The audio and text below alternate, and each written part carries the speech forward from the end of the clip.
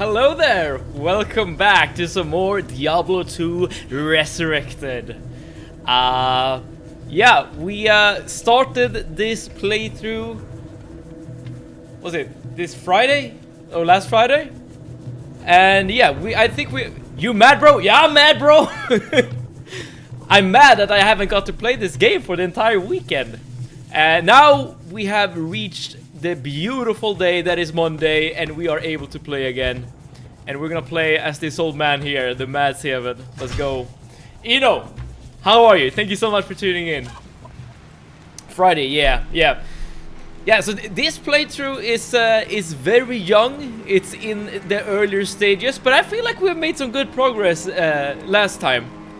And lag check. Hang on, I'm hanging on. I'm just gonna, I guess, try to review what we've done. Because we're still on Act 1, but we are reaching the end here. We only have 2 quests left.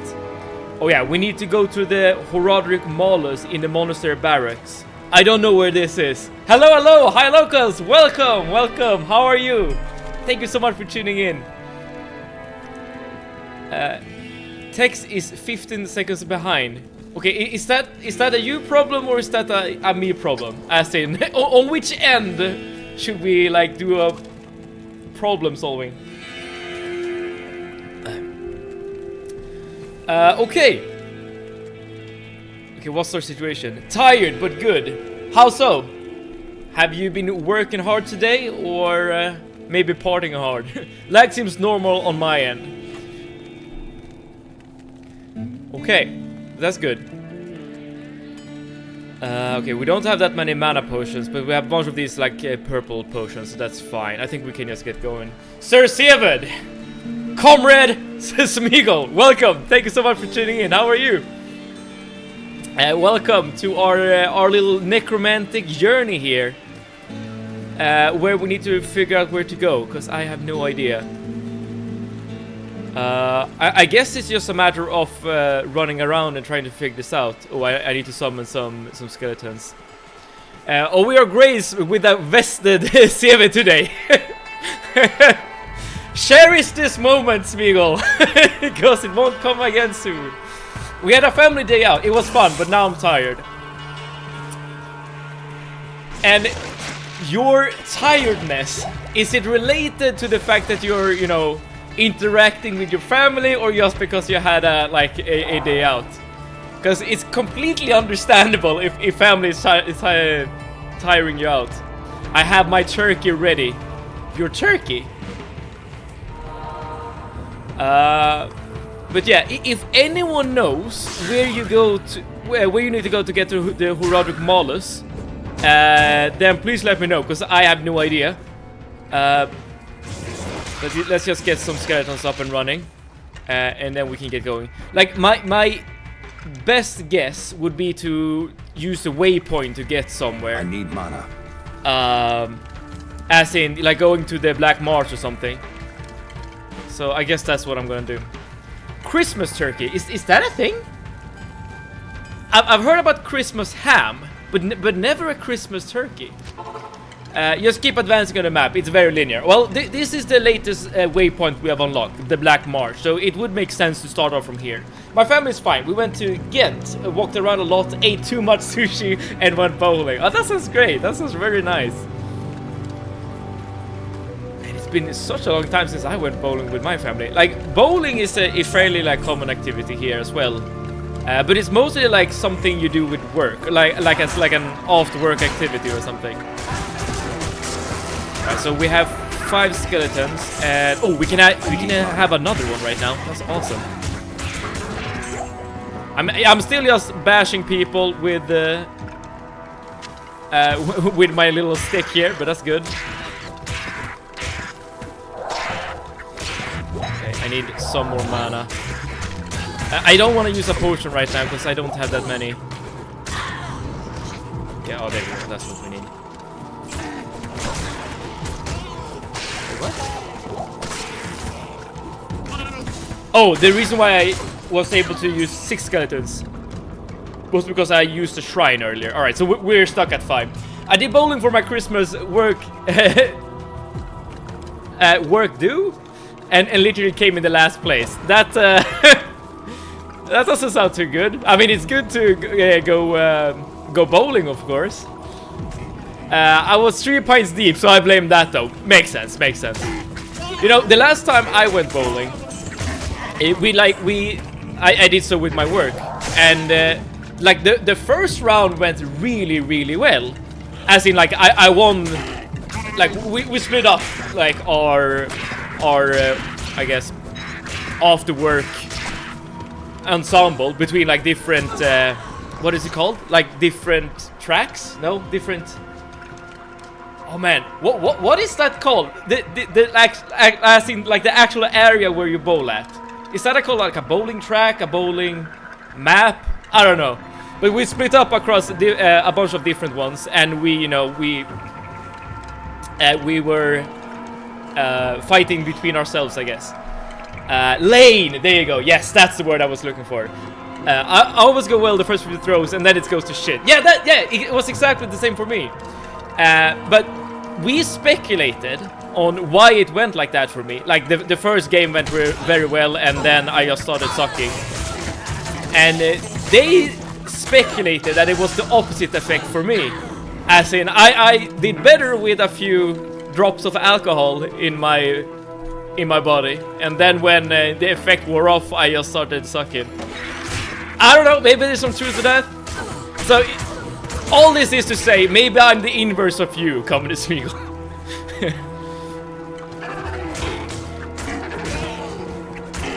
But I also speculate that it could have something to do with like just tiredness, just fatigue, right?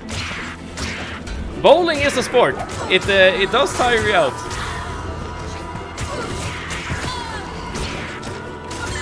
Okay, so this is the, oh wait, I did get a cap, right? Yes. Let's inspect this one. +5 to mana. Is this good? +5 to mana. I don't think it is. All right. The Tamoe Highlands. This is not the place, but this is a new area, so let's check this out. We have Dark Lancers here, interesting. How many areas are there left in Act 1? I feel like we're very close to the end. As in, once we get to the monastery, will that be the last area? Well, another preserved head, let's go.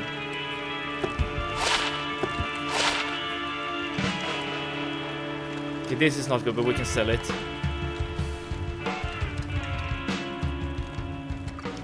Oh! +2 to Clay Golem and Skeleton Mastery. Wait, this seems good, right? You're very not close to the end. Okay, alright, that's fair enough. Wait, what do I have? So I have something that just basically increases my defense. This is much better for me, right? Pretty sure. Okay, how do I get my skills again? It's the T button, yeah. So Skeleton Mastery increases life and damage of raised skeleton and revive creatures. Yes, so this is definitely something I want. I think. Okay, I'm losing a lot of defense, but I'm not gonna... I shouldn't be like in the front lines anyways. So this should just be just a pure buff to my skeletons. I think this is an upgrade. And I also got the Clay Golem.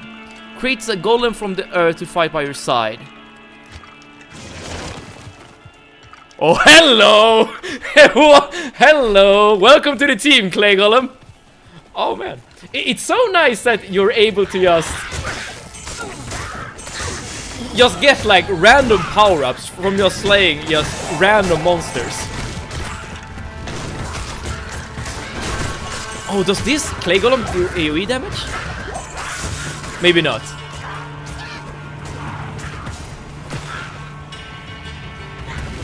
It kind of looked like he's smashing down and dealing AoE, but that might just be his animation.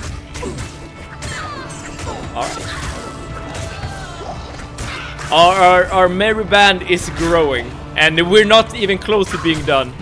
At level 12, we're gonna get skeleton mages, and we still haven't reached the first cap of regular skeletons, which should be 8 if I remember correctly. Yeah, that golem won't last long.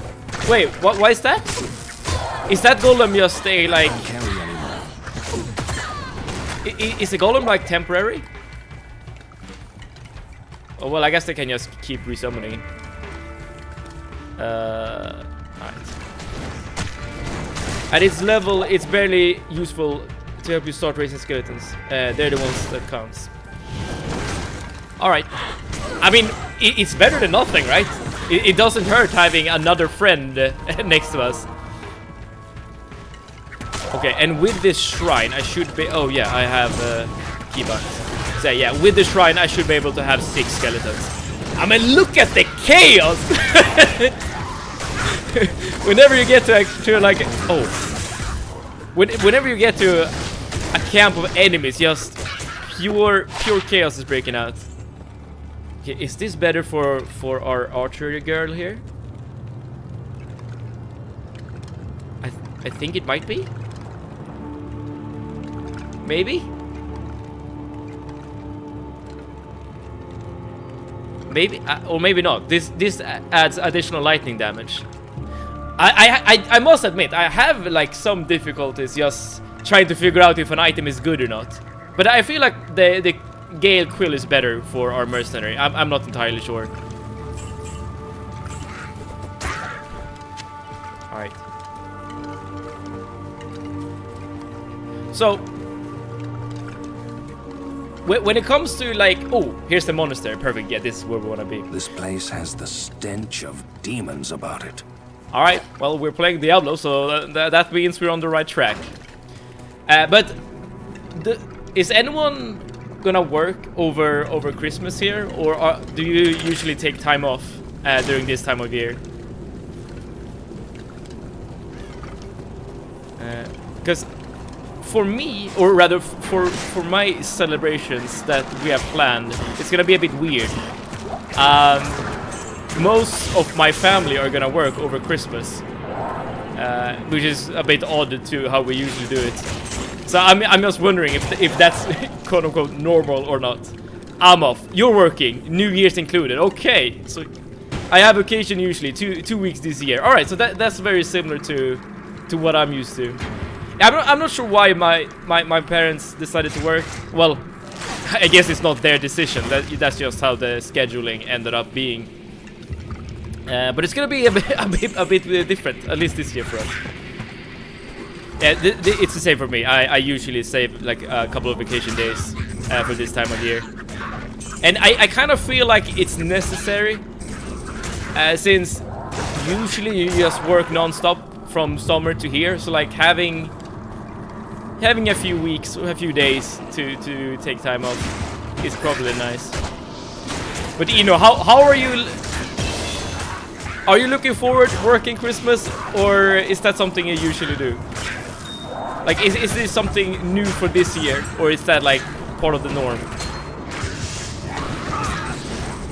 Okay, we have a bunch of shamans. Right, let's take the time to just level up. Yes. Okay, now we can get skeletal mages. All right, let's see. And I should probably also like use keybinds like this. Oh, wait, wrong. There we go. Wait, how many can I have? 1, okay. So 1 golem, 5 skeletons, 1 mage, and Fiona. Usually, and not looking forward to it. Makes sense. Makes a lot of sense. I'm sad to hear it, but usually you get extra pay. At least in Sweden, like if you work on holidays and stuff, you usually get extra pay. I'm gonna spend some points into energy just to get some mana and the rest into vitality. All right, Skellies, follow me. So we're looking for the barracks. It's interesting. Like this isn't a dungeon. This is just part of the overworld.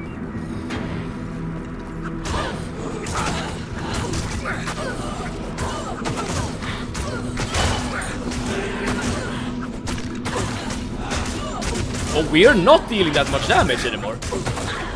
This is taking a long time. And there isn't even like a boss here. Oh no, it was.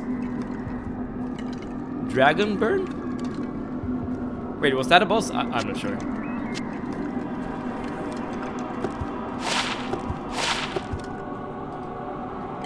+3 to strength. And cold resist. This seems kind of nice. Oh! +2 to teeth. This is perfect. This is exactly what I want for my teeth armor set. Okay, so with the preserved head and the wand, we have +3, and we get life hit, or rather life steal. Nice. All right, but it's still my secondary gear set. Like the primary way to do this is by using the crew. Oh, and now the golem did indeed die. Let's see if we can create another one. The good thing about the golem is that you don't really... Oh, here's the barracks. You don't really need a corpse. You can just summon him whenever.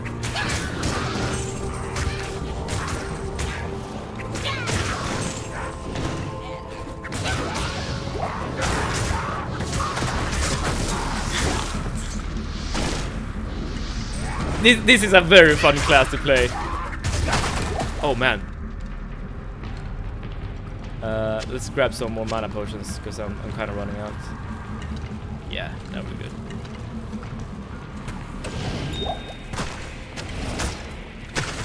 Would you say that Necromancer is like a good new player class? Because I kind of would. Like, you can get away with doing a lot of stupid stuff by just having this squad helping you out. I would imagine, like, if you're playing like a sorcerer. Oh! Speaking of doing stupid stuff. If you're playing a sorcerer, you need to like tank every hit, essentially. This time around, I can just move back like a couple of steps, and they will just keep attacking my crew.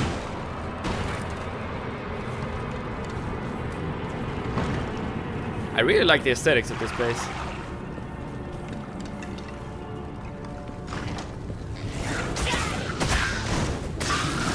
Okay, get the shaman. It's okay for newbies. It's very forgiving when you fuck up. Yeah, such as adding points into energy. I mean, I know that you said that putting every point into vitality is the way to go, unless you need to like strength or dexterity for a gear piece. But I do want the ability I can't carry anymore. To use skeletal explosion, or no, it's called corpse explosion. When I feel it's necessary, and I'm sure it's not optimal, but I think like part of the fun factor when playing a new game, that is that, you know, you can make builds in and strategize in and stuff like that. I think part of the fun is actually messing up, like trying something that might make sense to you and see how it actually plays out. And sometimes it works and sometimes it doesn't. It is. I'm fully geared up and my mana regen is faster than I can use it. I can't carry anymore. Well, thankfully you can respect now, 3 times even. Well, I do need a way to get mana regen up, I guess. Before I feel comfortable like getting out of energy, or like getting out of putting points into energy. Let's see, where do we need to go? We're looking for a hammer. And there is a smith boss that's gonna guard it.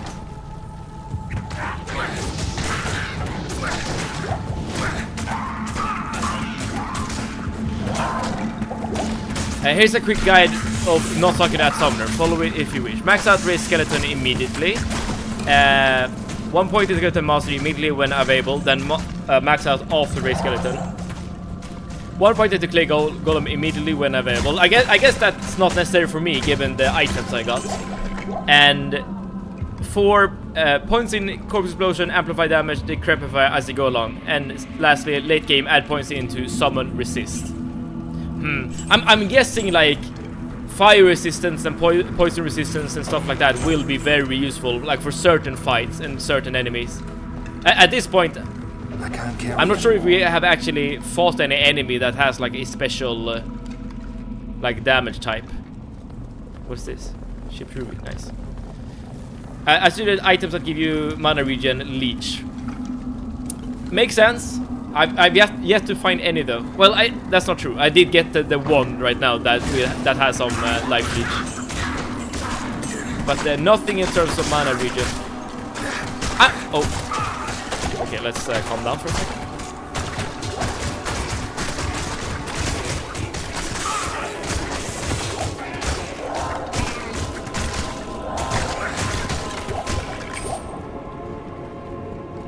I am working my way through my potions faster than I would like. You're correct about certain fights. All resistances will become vital from Nightmare onwards. You will not survive with pure defense alone. Makes sense. Makes a lot of sense. Okay, we need to get another mage up and running. There we go.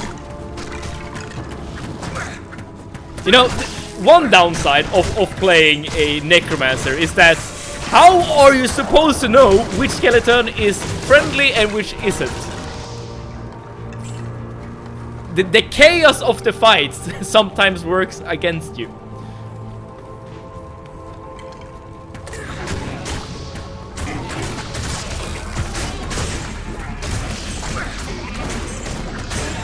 Okay, we're good. See, this is why amplified damage will be good. At low skills, the area is small, but still gives you 100% extra damage. And the amplified damage, does that work on my summons, or is that something that only works on me?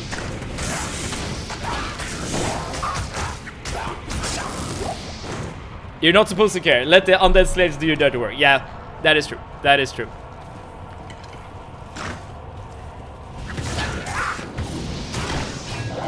But I feel like I want to do something during fights.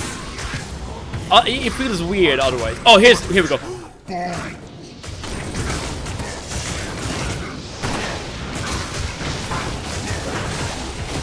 Like, it feels so much better to be able to actually do something in a fight like that. What is this? Overburdened. Okay, we got the boss. Let's keep putting points into raised skeletons. We can have 6 skeletons. Let's see, this dirk.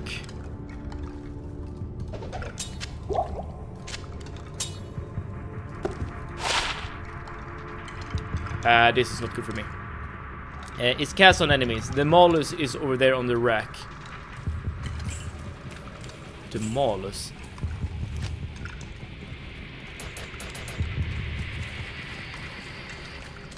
Oh, there we go. Yeah. All this for a hammer? Let's drop some potions. There we go. And now we can teleport out. Perfect. Alright.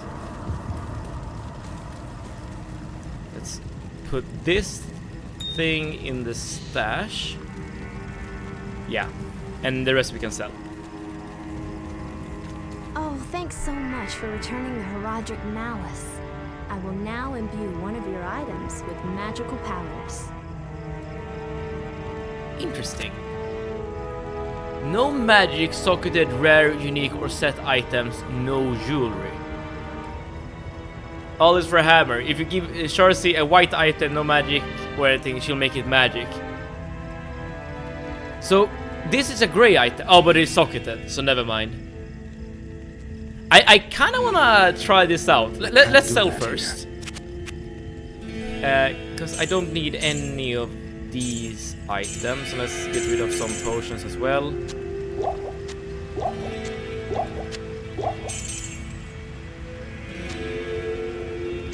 Okay, I'm selling the small potions.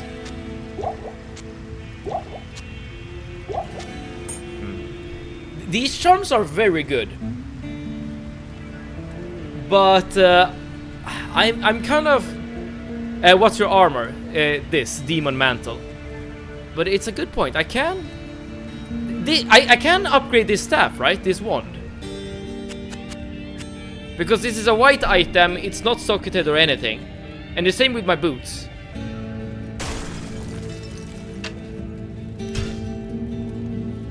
What happened?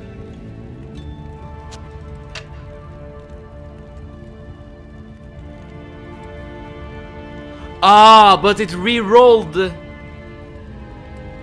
Right? It re-rolled the text. So now it doesn't. Now it doesn't increase my skellies. I get mana. I mean, it's not bad by any means, but Excel Wizard, hello! Thank you so much for tuning in. Okay, so I should not have done that, but I mean, it's not so bad because this new one isn't bad by any means, but it's perhaps not exactly what I would like. Oh well, you live and you learn. Yeah, Excel Wizard, we have just unlocked a new mechanic. Oh, it's only useful once. Damn it! Oh, I should.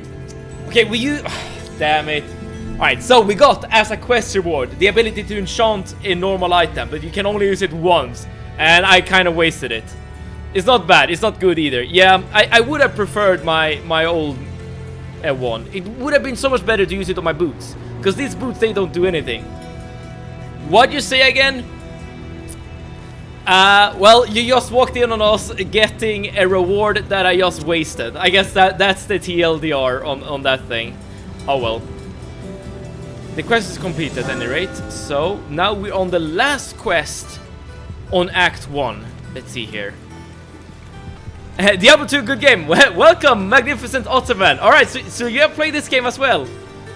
It is certain It is my first time. Queen Andariel, who has corrupted the rogue sisterhood and defiled their ancestral monastery. This does not bode well for us, my friend. Ancient Horadric texts record that Andariel and the other lesser evils once overthrew the three prime evils, Diablo, Mephisto, and Baal, banishing them from hell to our world. Here they caused mankind untold anguish and suffering before they were finally bound within the Soul Stones. Andariel's presence here could mean that the forces of hell are once again aligned behind Diablo and his brothers. If this is true, then I fear for us all. You must kill her before the monastery becomes a permanent outpost of hell. Right, makes sense. East lost. I like how nervous and restless these skeletons are. They just keep running around, can't stand still. On normal difficulty, you do this quest for the lols, not for the item. Well, now we get to Andy. Yes. I mean, I suppose like every item I'm getting at this point of the game will be replaced at some point. So it's not super bad that I kind of wasted that in view. Okay, so we need to get to the depths of the monastery catacombs. Well, I know where the monastery is. That's exactly where we were. Okay, so let's just retrace our steps and get up here to the path. Very good, very nice. A small reminder, this is old school Blizzard. You'll see some amazing cinematics. Are we friends on BNet? I don't think so. I don't have that many friends on BNet. Let's get the golem up and running. I like to join for the lulz. Low level character, nothing OP. I don't think it's possible though, because this is an offline character, right? Or can you join on an offline character? You know what? I would kind of like to explore one of these like optional dungeons, just to see what they are all about. Because this dungeon isn't part of any quest, but I did notice that you are able to like join them with this. Oh yeah, no. I mean, once we're done with this playthrough, we can have a discussion, as we usually do, on what to do afterwards, and then maybe we can explore some multiplayer Diablo, if that is what we want to do. Okay. This is probably just a waste of time, right? Going through these options. They removed open LAN play. It's not online. It's not online. Yeah. If it's not online, it's not online. There you go. Yeah.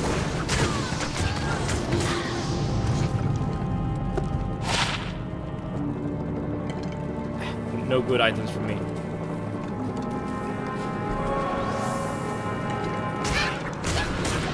What to do, do to do. Speaking of do, how many people here likes Mountain Dew? I have so many friends that absolutely detest that drink. That it's way too sweet. However, I am very much a sweet tooth myself, so I really like Mountain Dew. It's not like a soda I drink that often though, because I try to like avoid sugary drinks as much as possible. And if I remember correctly, there are no like diet alternatives when it comes to Mountain Dew. Too sweet. Yeah. I drink it constantly. All right, you're a true gamer then.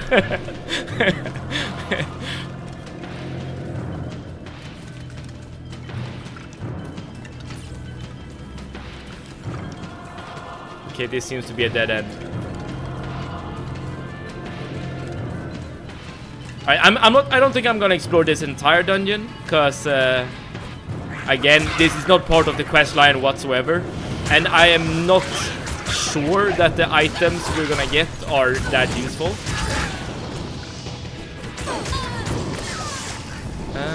But yeah, I just want to see what these optional dungeons have to offer. And if you do get an upgrade, well, that's great.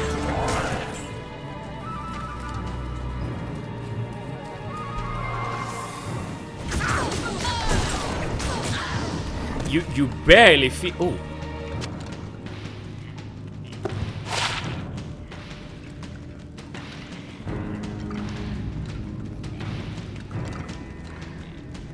Repairs 1 durability in 33 seconds. Ha! That's kind of nice.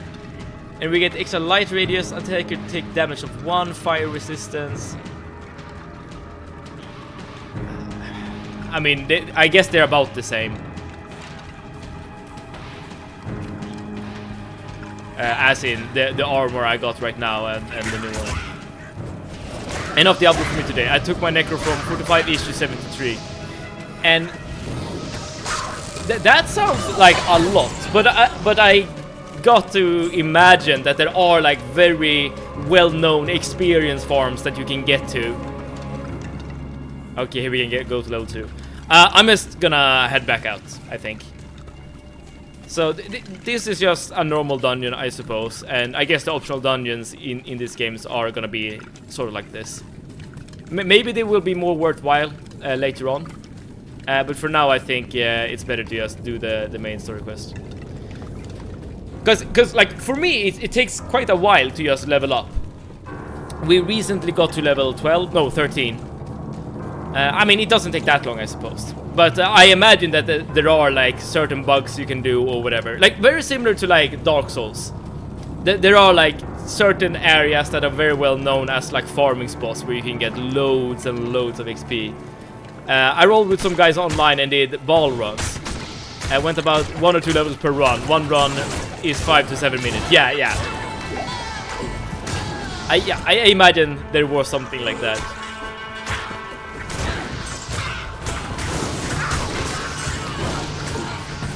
How competitive is Diablo 2 multiplayer? As in, are people like competing for leaderboards and stuff? Because I know that in Diablo 3 at least, that was like one of the main like end game activities you could do. Just try to get to a higher level as possible and do like harder and harder dungeons with more and more like modifiers and stuff on them, or something like that.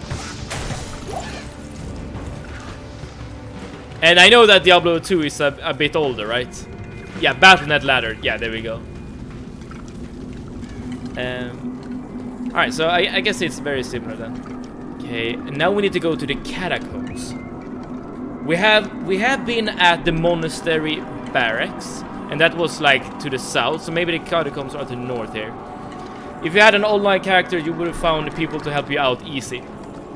It's good to know. But that's kind of something I kind of wanted to avoid as well. I did kind of want to just go through this playthrough at least once on my own, right? Just to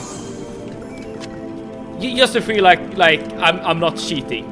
XP farming, act rushing, I beating the game on fast forward. Yeah, exactly.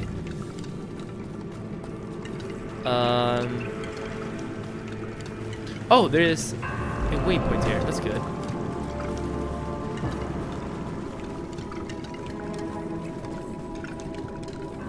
Maybe the catacombs are like on the other side of the barracks? I'm not entirely sure.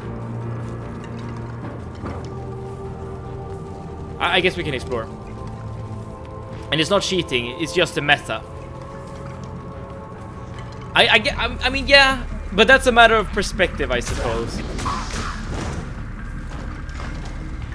For instance, now quick info about what you just did there.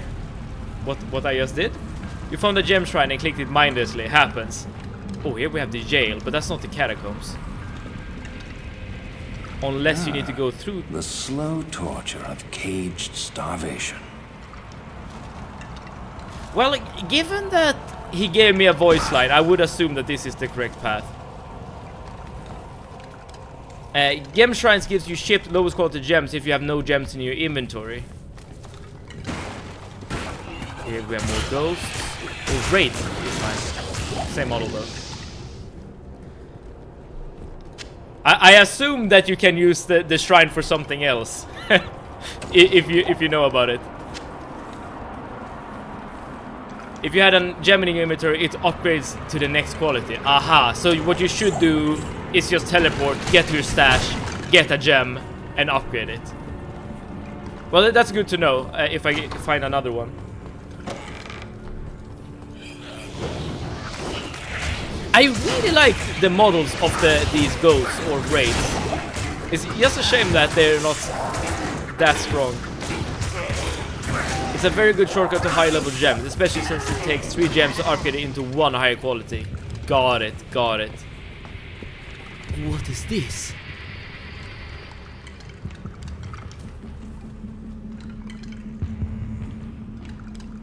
I assume this is some sort of torture device.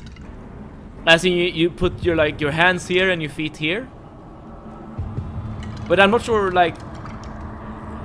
how it works. Maybe it's something I shouldn't speculate about.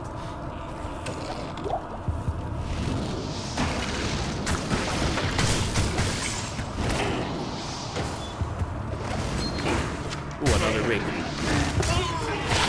+2 to strength. I mean, I guess I don't really need fire resistance right now.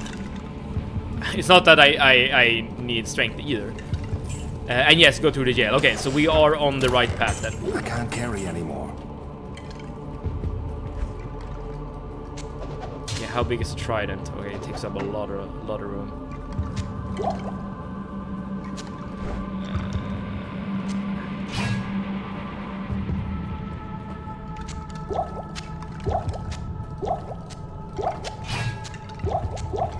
If there only was like an auto sort button, that would be so good.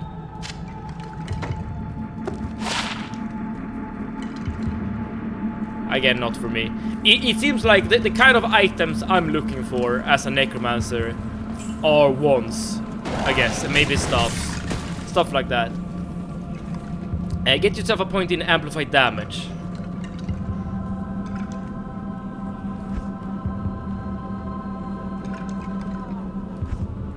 There we go. Curses a group of enemies, increasing the non-magic damage they receive. Ah, okay. So this is a way of buffing my skeletons indirectly. Because I assume my skeleton deals non-magic damage. Well, of course not the mage, but just the regular skeletons. Oh, okay. It just doubles the damage of the skeletons. Makes sense. Yeah, I'm gonna get that at my next level up. Okay, where are we?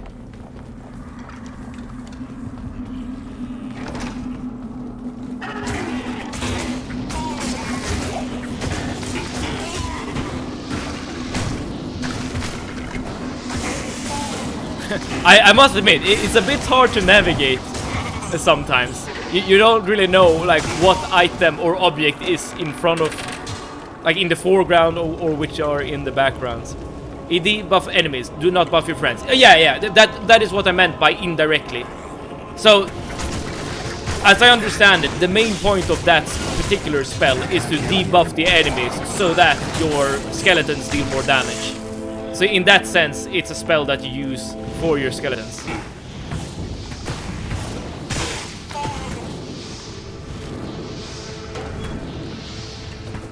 Here we have another one of these guys.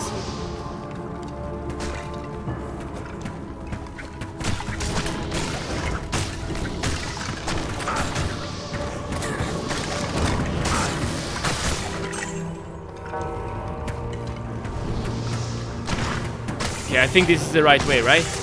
We're seeing candles being lit. Skeleton champions.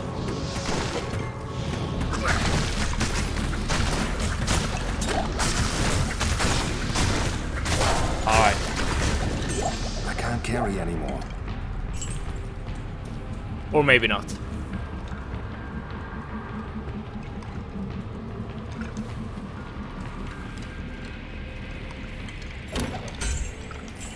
I'm just trying to like zoom in and look at the details.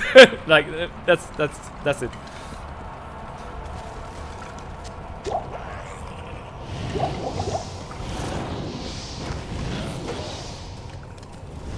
Now, if I were a catacomb, where would I be?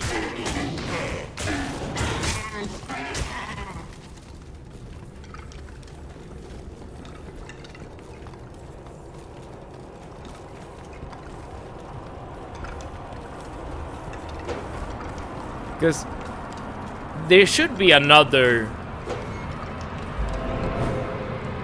No, wait. Okay, so we got a waypoint. You know, we can use the waypoint to sell now that we're here. What you need? But I assume there will be like another level of the jail. Let's do something like that.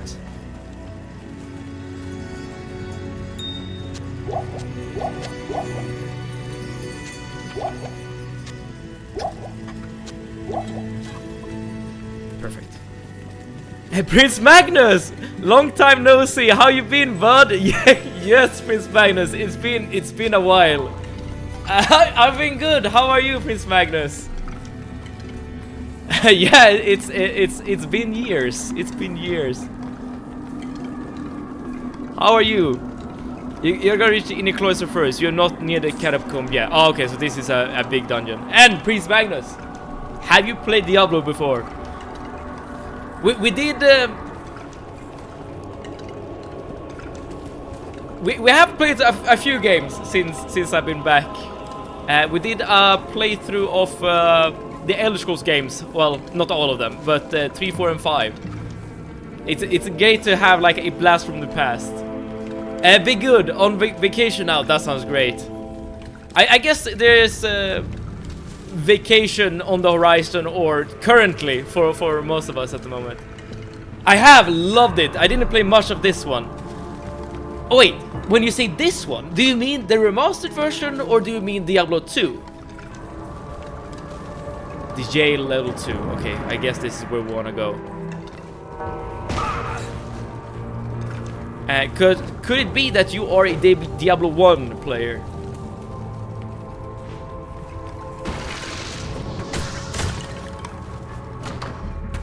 I played Diablo 2 Lord of Destruction. And I mean, okay, you mean Resurrected, got it. Well, I would assume that they are kind of similar, given that this is supposed to be a remastered. But if there are any differences, I wouldn't know. I mean, we recently played Oblivion Remastered, and they have made some changes to that game, even though it's supposed to be a remaster. Easy fix image. Press G. Okay. Prince Magnus, prepare for the nostalgia. Here we go. It's a bit jarring to change between the modes like this.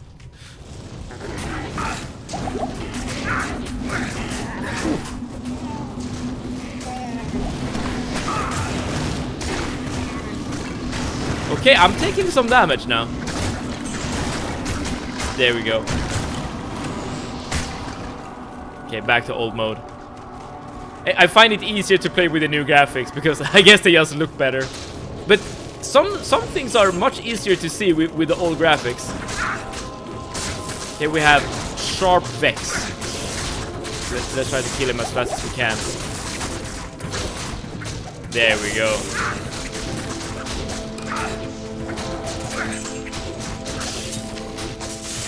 But Magnus, what kind of games have you been playing lately? And do you have any plans to play something during the vacation? Oh, a wrist blade. That sounds cool. Oh, it's just one of these. Assassin only. Alright.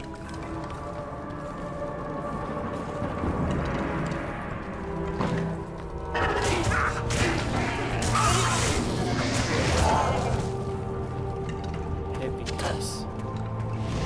These might be better than mine. No, not really. What's everyone's favorite thing about Christmas? That's a good question. I mean, this might sound corny to you guys, but I would say that my favorite thing about Christmas is just having like an excuse or an opportunity to just spend time with family and friends. Like having a dedicated like day of the year just to, you know, relax and do that.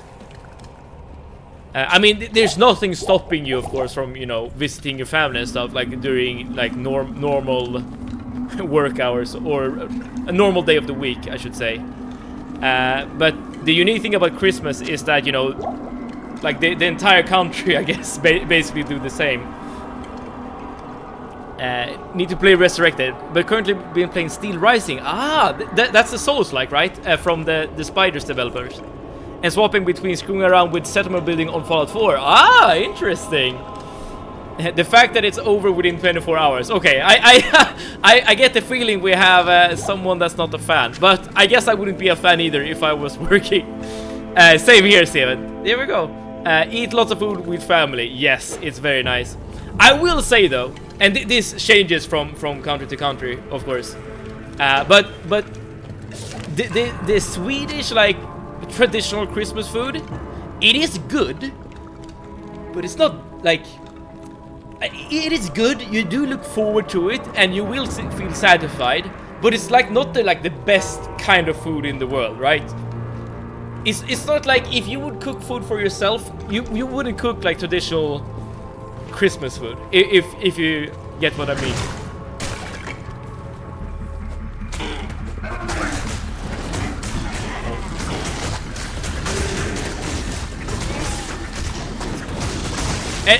BB, mom's stopping by.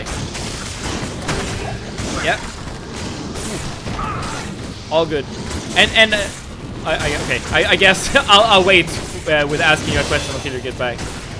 My girlfriend is Lithuanian, and their traditional Christmas food can be interesting. Fair enough, fair enough. Okay, so now we should put 1 point into amplified damage, and we probably need a keybind for that as well. Wait. Oh, there we go. So let's use F6 here. So every time I come across enemies, I should just use this spell in order to just increase the damage. Interesting. But Comrade Smeagol, if I'm not mistaken, you are from the UK, right? Like, what kind of food do you usually eat in the UK? On Christmas Eve, they eat various types of cold fish dishes. That is very similar to to what we do here in Sweden as well, I will say. Okay, let's see.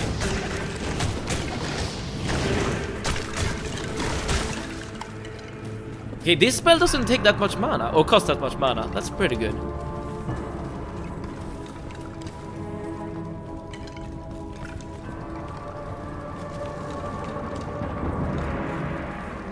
Okay, so we are currently looking to get to, what was it? The inner monastery, like, area.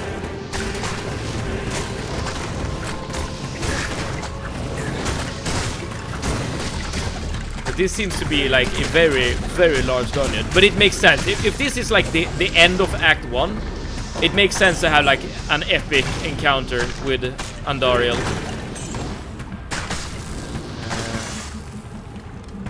Wait, is this area completely locked off?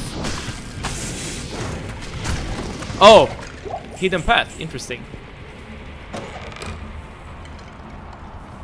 In UK we eat things like a turkey. Yeah, you did notice, right? Me being surprised when I heard you say turkey. Or some kind of meat. Root veg like mashed potatoes, carrots, and cheesy Brussels sprouts, all with gravy. It sounds a lot like American Thanksgiving. Not that that's a bad thing by any means. I did mention before, like, I have never eaten like Thanksgiving dinner. But it looks so good, like, whenever you see it in like TV shows and movies and stuff. So I would imagine that UK Christmas dinner would taste something similar.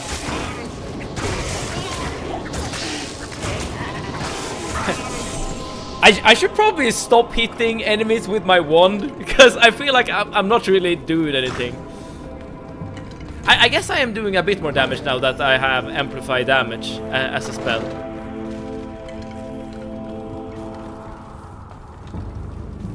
Okay, this is a new area.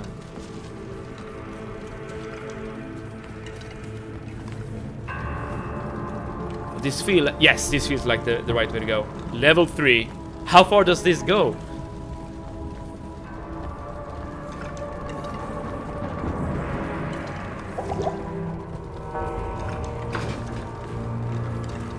Yeah, I guess it's like American Thanksgiving. I'm now going to look up if there's a reason we eat these foods around Christmas. Yeah, go ahead and please share your findings.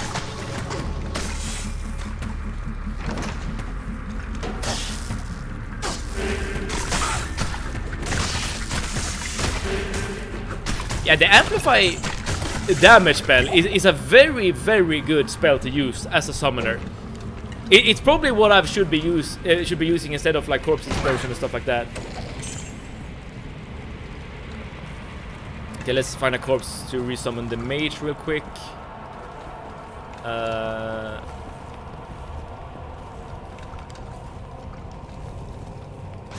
we go.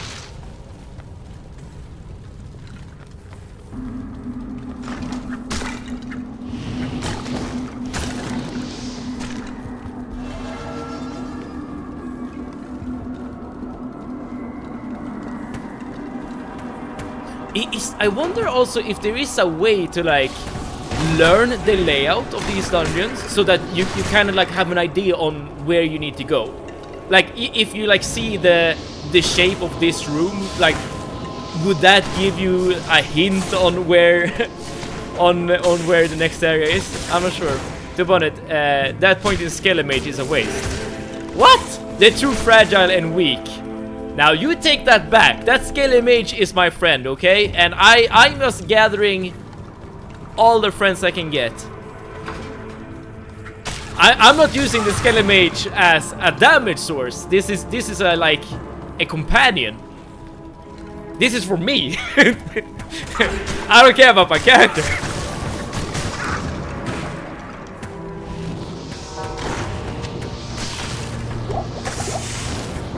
No.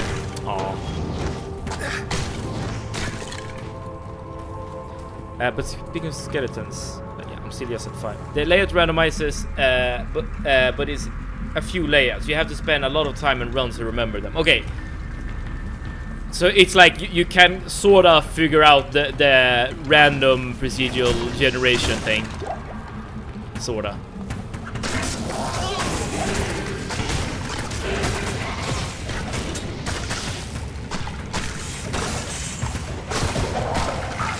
Dead rogues. I assume these are rogues from the rogue encampment.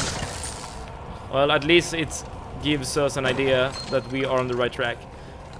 What would you rate Diablo out of 10 so far, Seved? Good question.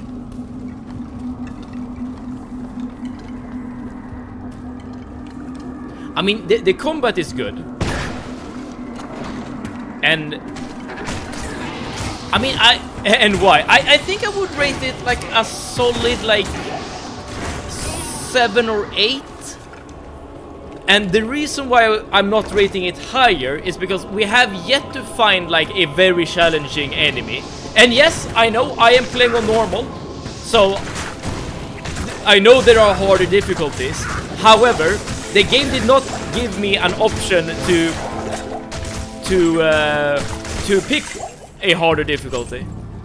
So I think once you unlock like hell difficulty and nightmare difficulty, I think the game will get a lot better.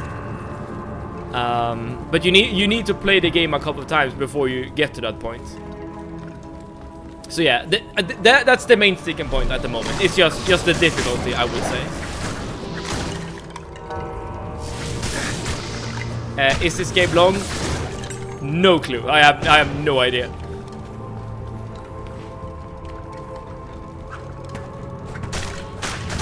You get harder difficulties when you beat the game, i.e. finish Act 5. Okay.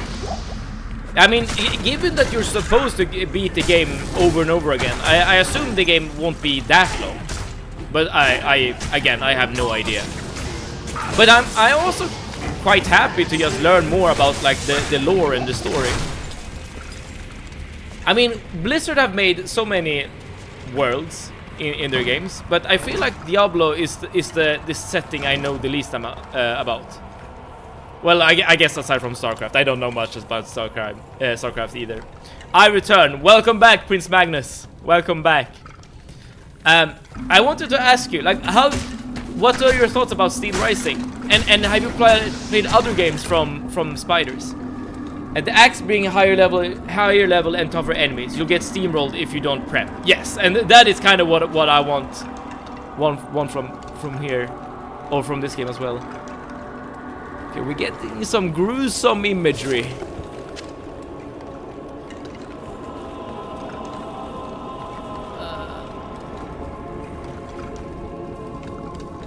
Okay, I think this is the right way to go.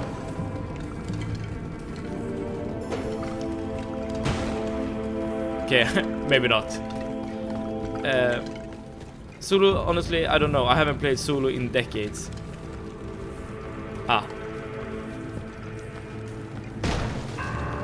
I mean, I guess once you have played this game once, you would go for like the most efficient strategy to play it again. As in, you know, getting boosted and doing like certain boss runs for certain gear and stuff like that. I mean, I definitely can see the appeal of just trying to get a min-maxed character. Getting like the best runes, getting the best like random modifiers on your gear, stuff like that.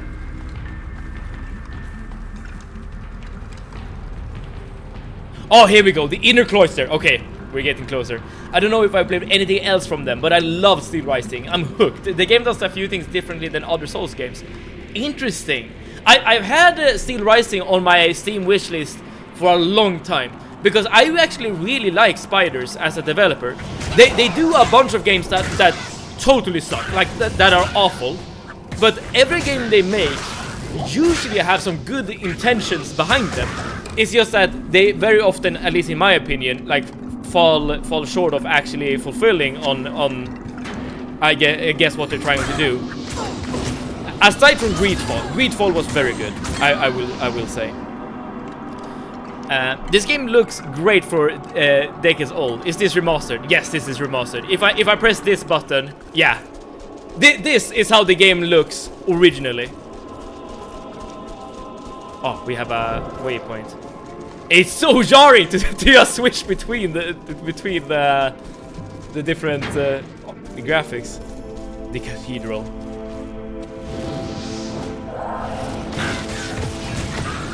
Oh, new enemies. Tainted. Oh, I probably should use amplify damage. Yeah, there we go.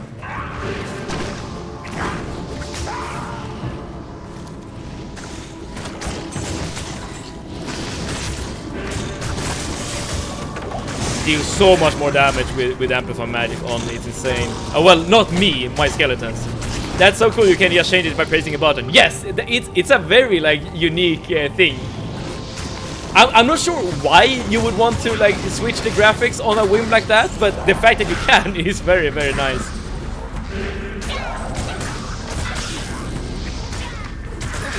Yeah, here we have Bone Ash. Oh, we are poisoned. We are poisoned. We run away. We run.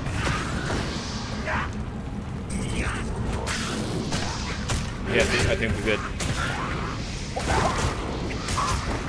Oh, I need to repair my one. Give me a second, and I will use that town portal. Yeah, something like that.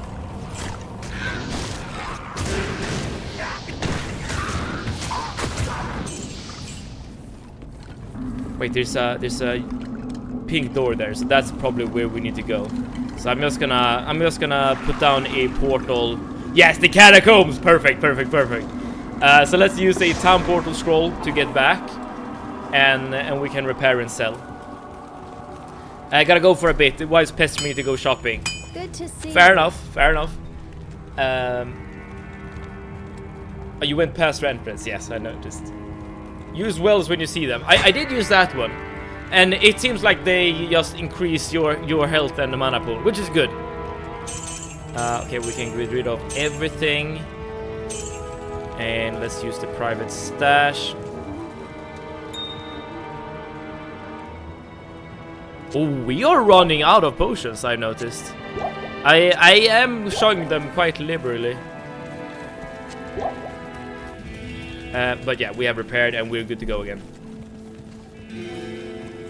I gotta fix my one, said the melee necromancer. Yeah, and I'm proud of it. I sense a demonic presence here. You sense demonic presence, do you? Well, you're right. You've been fighting demons for a while. I'm actually gonna take some time here to just loot the potions that are dropped here. There we go. And I guess I can take a look at the javelin.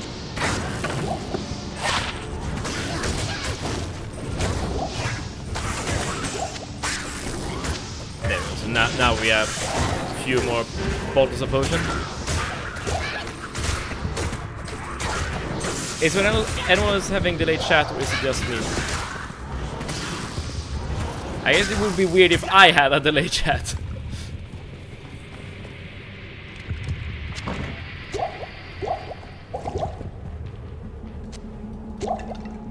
Alright. Whoop.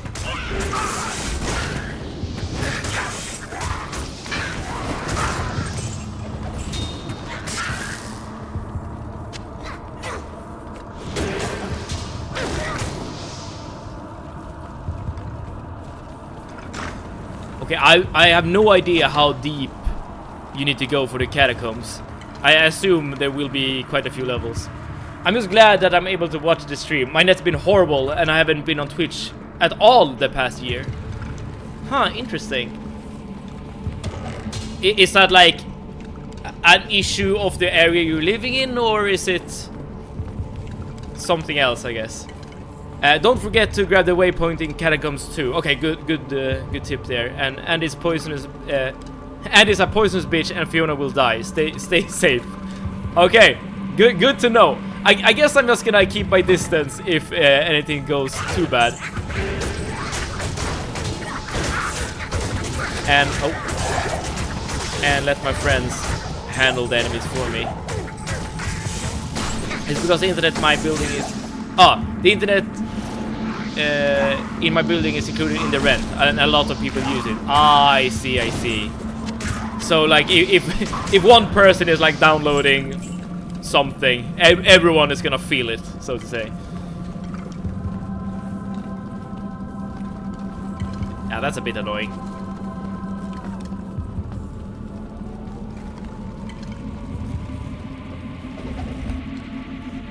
Heavy boots. Well, my boots are very bad. I guess these are slightly better.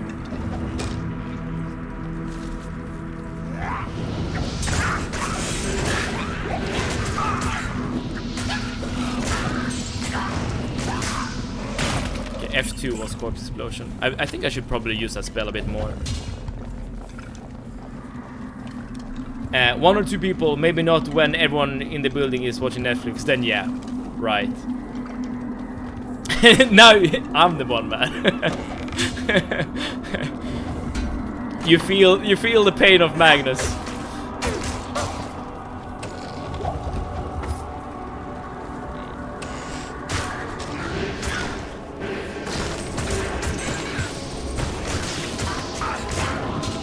Good, good, good.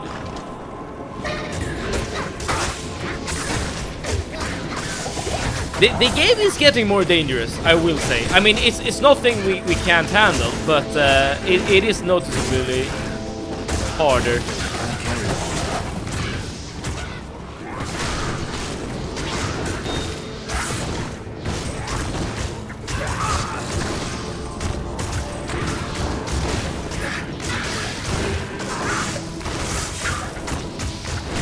A gargoyle trap? I wonder what that means. Call the police. Thankfully, over half the building is at work right now. Oh, that's nice. Yeah, you gotta take the opportunities you can get, I guess, given the situation. It's not only the pain, it is stupid. This isn't safe. I heard a skull drop. Wait, can you hear a skull? Yeah, ship skull. Wait, how can you hear a skull drop?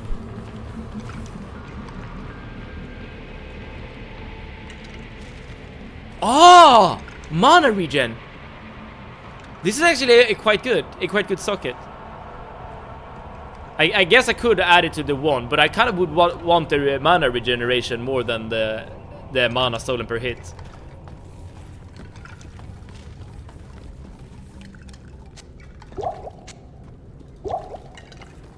Right, we keep going. Okay, level 2, here we go. If you think by now I don't know every sound in this game, I just didn't know that the skulls had a like unique sound to them when they drop.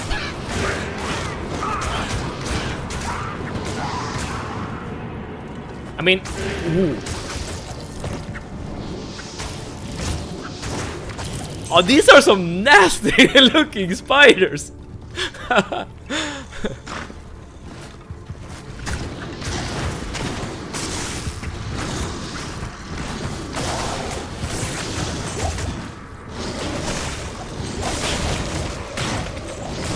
I need mine.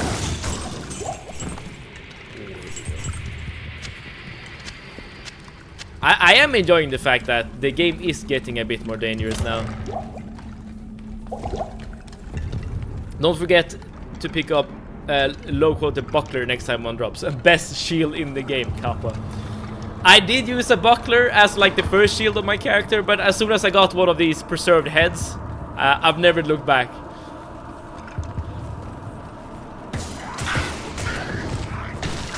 I mean, you know, Prince Magnus, at some point in the game, the buckler will be the best.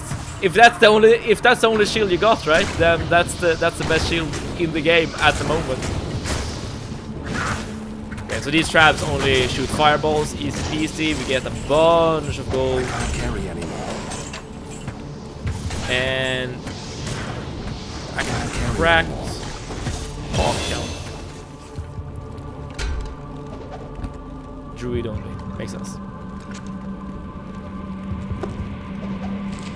Ooh, level up. I mean, I guess I'm just gonna put points into Race Skeleton.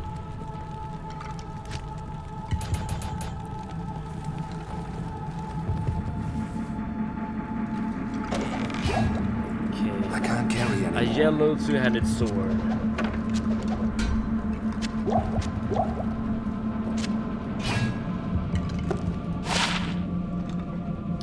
I would love if one of these like more martial items or whatever are also good for a necromancer. Like imagine my guy with a two-handed sword fighting amongst all of his friends here. I guess my stats aren't that well distributed, but for that kind of playstyle. As in I haven't really put any point into strength or anything.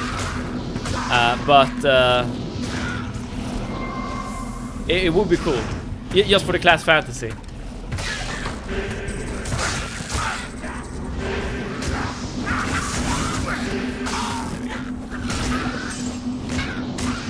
Skull counts as jewels, but have their own distinct sounds. Okay.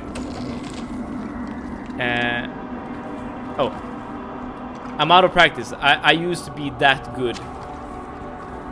As in good enough to like learn all the sounds and stuff. Okay, here we got to the... Alright, this is the last waypoint of Act 1. You want to put points into strength up to 100 usually. That's needed for the gear. Right. But thus far I haven't really like obtained any piece of gear, weapon or otherwise, that that requires me to put points into strength. Or have I? No, I'm actually not sure.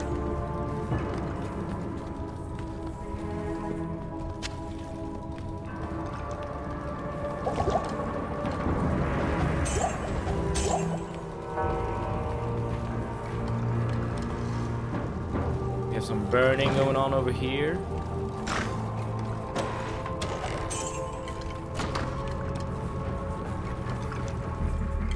But at least it's better than putting points into energy. Sorry.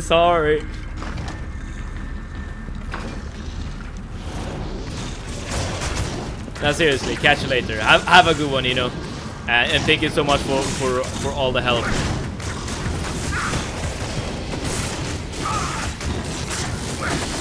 I shouldn't be tanking enemies. But I guess it's fine.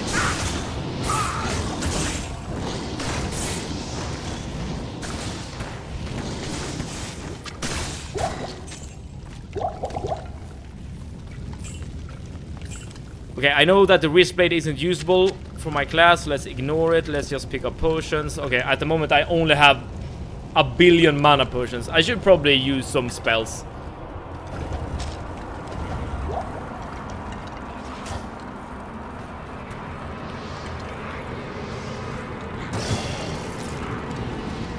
Oh.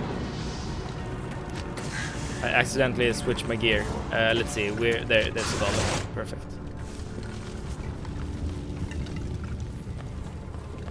I guess one other thing that could be a bit annoying is that you never really have any idea on where you're supposed to go, right? You are just wandering aimlessly through these halls, trying to get to the other side. And everything kind of looks the same. I mean, it makes sense given how these dungeons are constructed, right? They are procedurally generated, so it makes sense that, you know, everything looks the same. Otherwise the generation would have resulted in something I can't carry anymore. Super strange.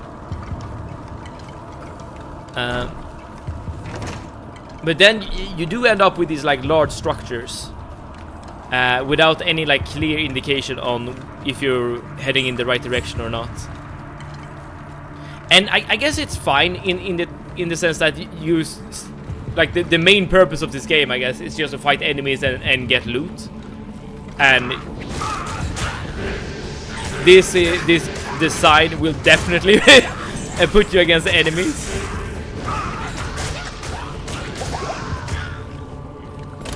I am overburdened. I wonder if it's even good to pick up gold also. I mean, from merchants we haven't really found anything that would be worthwhile to spend money on.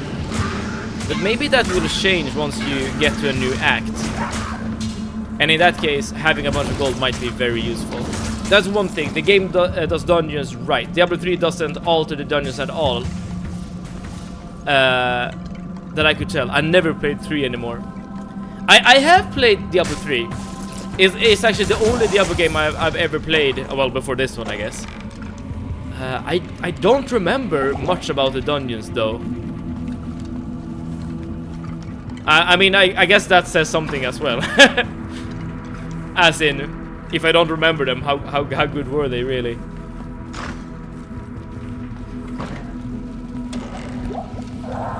I am overburdened.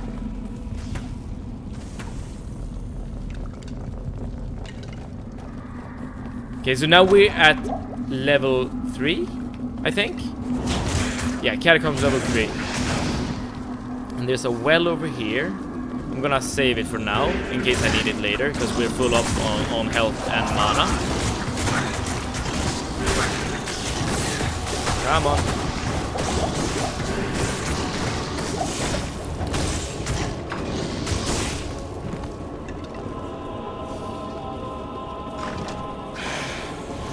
Oh, what is this? The Banished. Okay, a new enemy type. Okay, now we're getting more like undead enemies.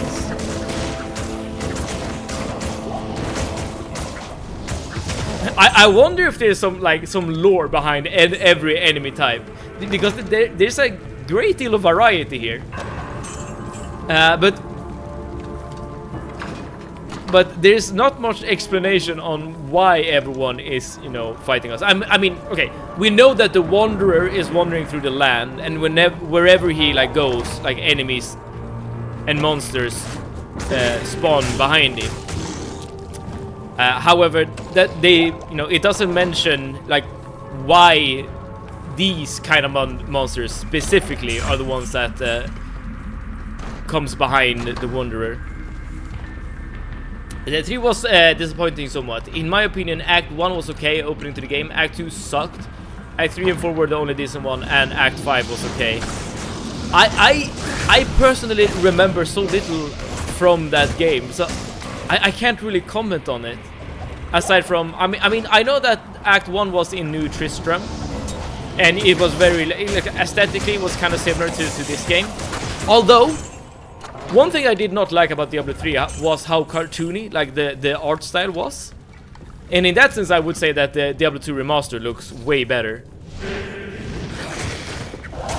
But I know that at some point in Diablo 3 you went to a desert area, which was kind of cool. And then eventually you had like this big siege.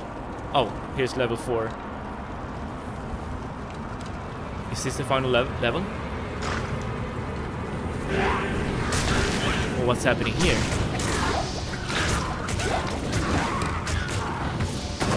Yeah, I agree. The art style felt cartoony. And when it comes to a game like Diablo, I feel like the aesthetics is a very important part of it. This, very like hellish, satanic kind of look.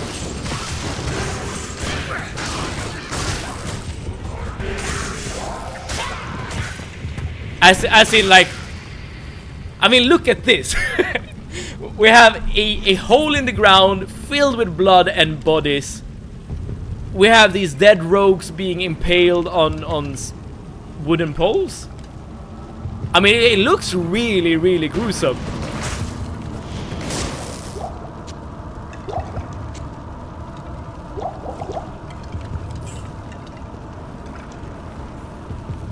Okay, but I assume also that the fact that we are witnessing these gruesome areas is an indicator that we're getting close. See, but I stuck up on potions like right now. Well, I do have a lot of potions already.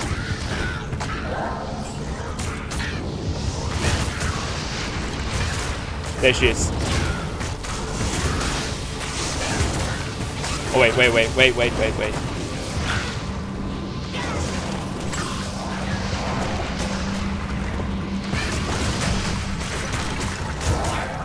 Oh, she is killing my skeletons fast. Wait.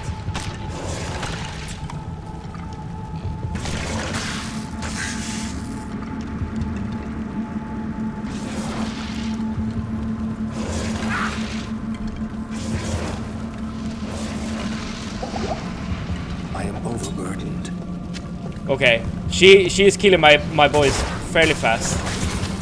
I probably need to save my mana for new summons. I'm just looking at my summons at the moment.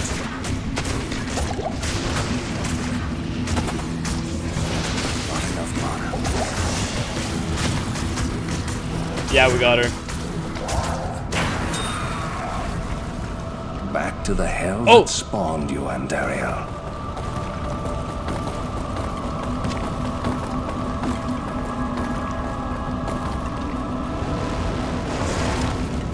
Nice! You need a line of sight to cast curses. You didn't amp damage on her. I think I did towards the end, but I was more concerned with with not dying. Okay, but that looked like a proper demon lady. She was a bit spooky. And I did use up a lot of my like purple potions.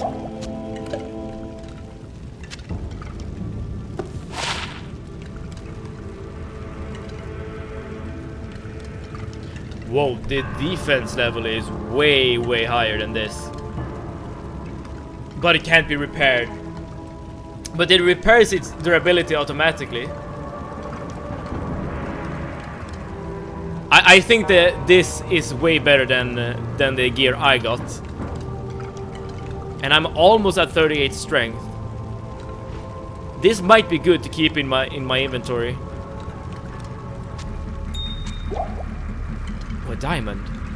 60 attack rating. That seems like a lot. Just a shame that I'm not really using attack rating as a stat. I'm gonna keep on looking around this room.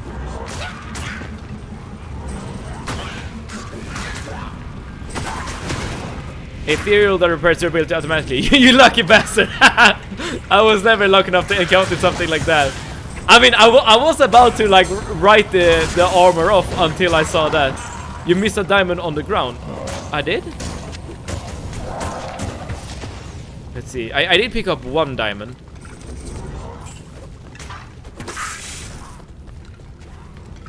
Yes, ship dime here. And ship sapphire. I'm overburdened. Let's see. I can't carry anymore. I can't carry anymore. Oh, come on. There we go.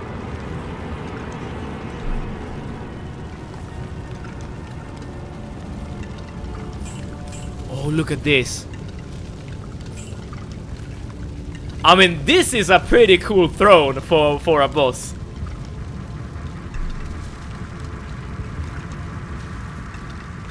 You know, something I would like would be like a cutscene or something to introduce the boss. Because that time around, like she kind of just appeared, and you were like, okay, now you're fighting a boss.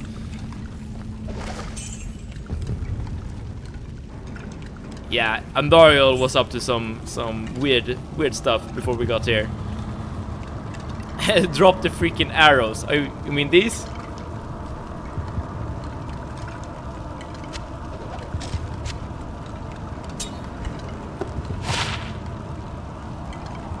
You get a cutscene between it. Okay. I'm adding a third game to my roster on my vacation. Thanks a lot. You know, I'm here to help. Oh, all right. Let's head back.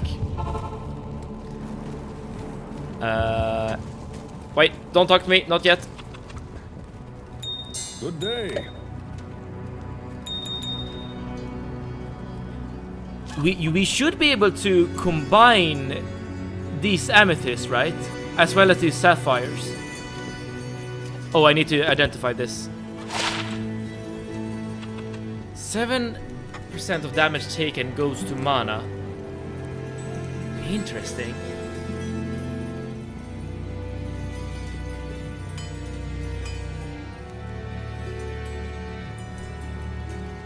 Okay. Iopane? Is that how you pronounce your name? I'm sorry if I mispronounced it, but hello and welcome to the stream. Thank you so much for tuning in. What can I do for you? We just defeated the first boss, or the last boss, I guess, of Act 1, and we are just about to start Act 2. You'll be able to combine things after a while. Oh, in Act 2. Okay, so it's a good thing that I have things in my stash. Stop wasting scrolls. Oh yeah, of course. Yes. Yeah, I totally forgot. Yes. Deckard King can identify items for free. Oh, we need to talk to him first. All right, let's talk to him, and then we. Battles await. I will accompany you on your journey. lending what assistance I can. Remember, Diablo is still out there, seeking something in the desert. I'm afraid that this nightmare will not end. Yeah, Deckard Cain, count me in. I am ready. I am ready to chase after Diablo. Wait. Stay a while and listen. Oh, so he just identifies every item in your inventory. Oh, that's so good. I should have used it way more often. Oh, that's bad. That's on me. That's on me. It's I owe you pain, but pain is fine. That's a cool name. Very fitting to Diablo. I'm gonna save this chest piece because I think it's fairly good. It's the only issue is that I need a lot of strength to use it, but I think it could be good for later. And also it's an ethereal item with repair on it, which is kind of cool. Other than that, I don't think I really need anything else. No, so let's just sell everything else. Okay. So sell that. Let's save these potions. I think these are good to have. I might before we start Act 2 actually, let's stock up on identification scrolls. Because I have no idea what's gonna happen. Finally we may rejoice. We owe you a debt we can never repay. I only hope that in time we will be able to rebuild our order. All our thanks go with you, my friend. I'm happy to help, and I'm happy that you accept the fact that I'm using necromancy in order to fight. Let's see. So scrolls of identify. I mean, yes, I know that we can use Deckard Cain, but it would be nice to have some identification scrolls as you're in dungeons and stuff. You can buy basic items from every act. Ah, okay. So there's no need basically to stock up on identification scrolls before we start Act 2. That's good to know, though. It's very good to know. Akara, always love that character. She is very kind. Every act has standard vendor NPCs. Yeah. Like I owe you pain said. You find everything you need where you are. Good. I mean, in that case, I owe you pain. Thank you so much for the follow as well. Hopefully you will be around to give pain to our enemies during this playthrough. But yeah, I think we're ready to go, right? Return to Vorib. Okay. Who's Vorib? Oh, he's right here. Yeah, he's right here. The caravan is prepared. We may now journey eastward to Loot Golain. Loot Golain. Go east. All right. Are you ready? I'm ready. Let's start Act 2.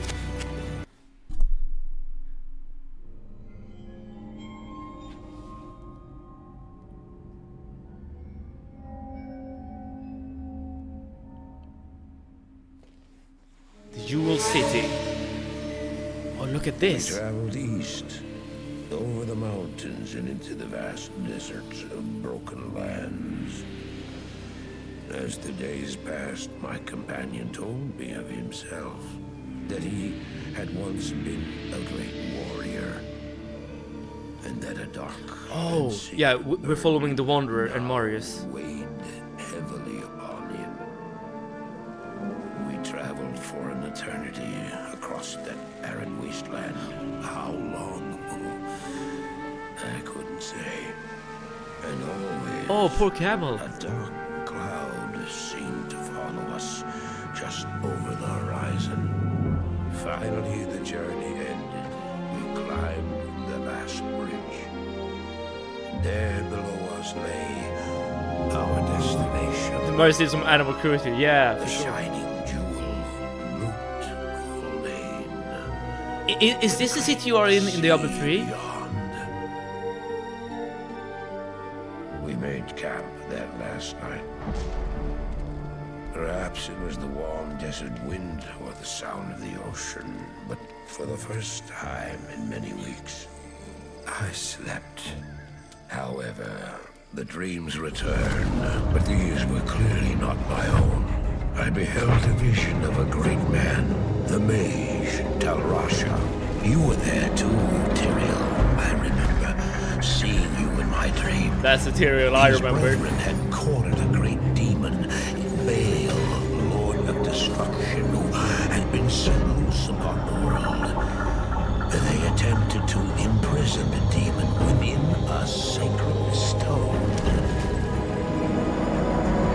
Yet when their attempts failed, Tal-Rasha selflessly volunteered to contain the demon within himself, completing the prison. He instructed his brethren to bind him within a tomb. Okay, so Tal-Rasha will be a boss, I guess. There to wrestle with the demon for all eternity. That's okay. Not the best fate. Now you know what I seek, Marius. This is my brother. Sleep now. We set out with the dawn.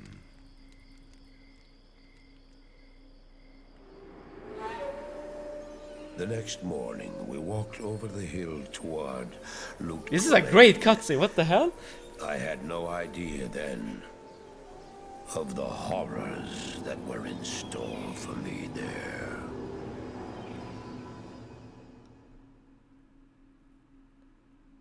Hello. Good day.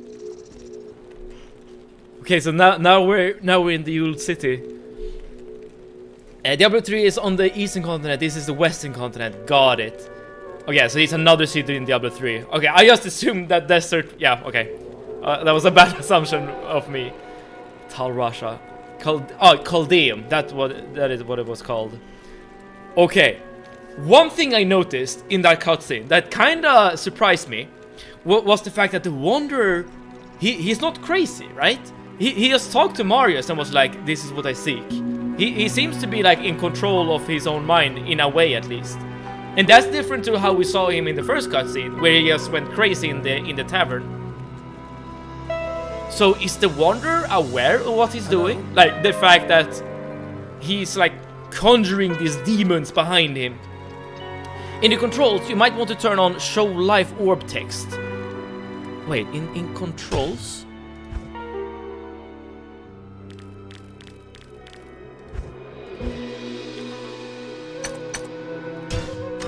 Oh, nice, yes. In the tavern, he regains control at the end. Ah, okay. I that's something I missed. Oh, this is so much better. Okay, I'm noticing that my camera is kind of blocking like half of the mana text, but hopefully that's fine.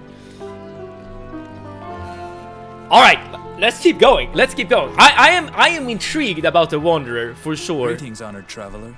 I am Jaren, Lord of Lut Gholein, and I bid you welcome to my fair port city.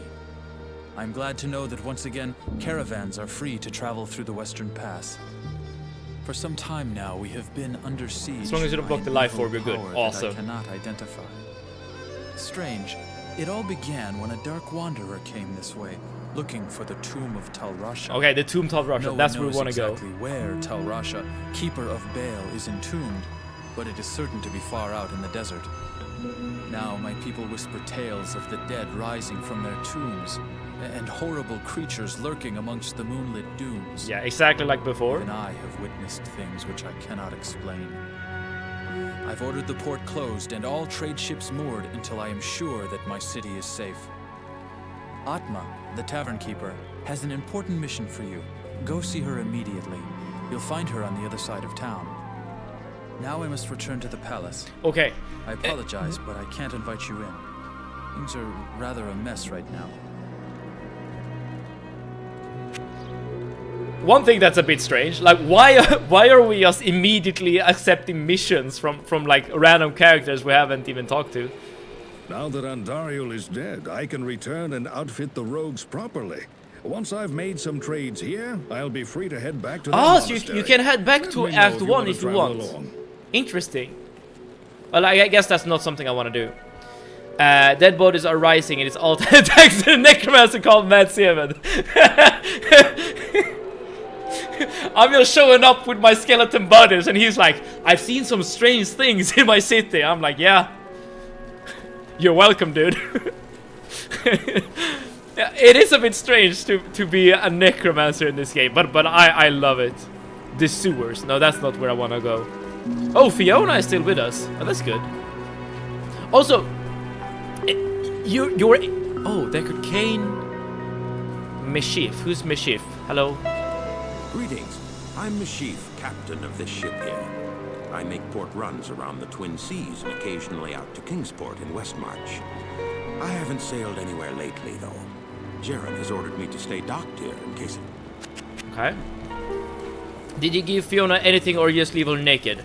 I do have some items in her inventory, as you can see.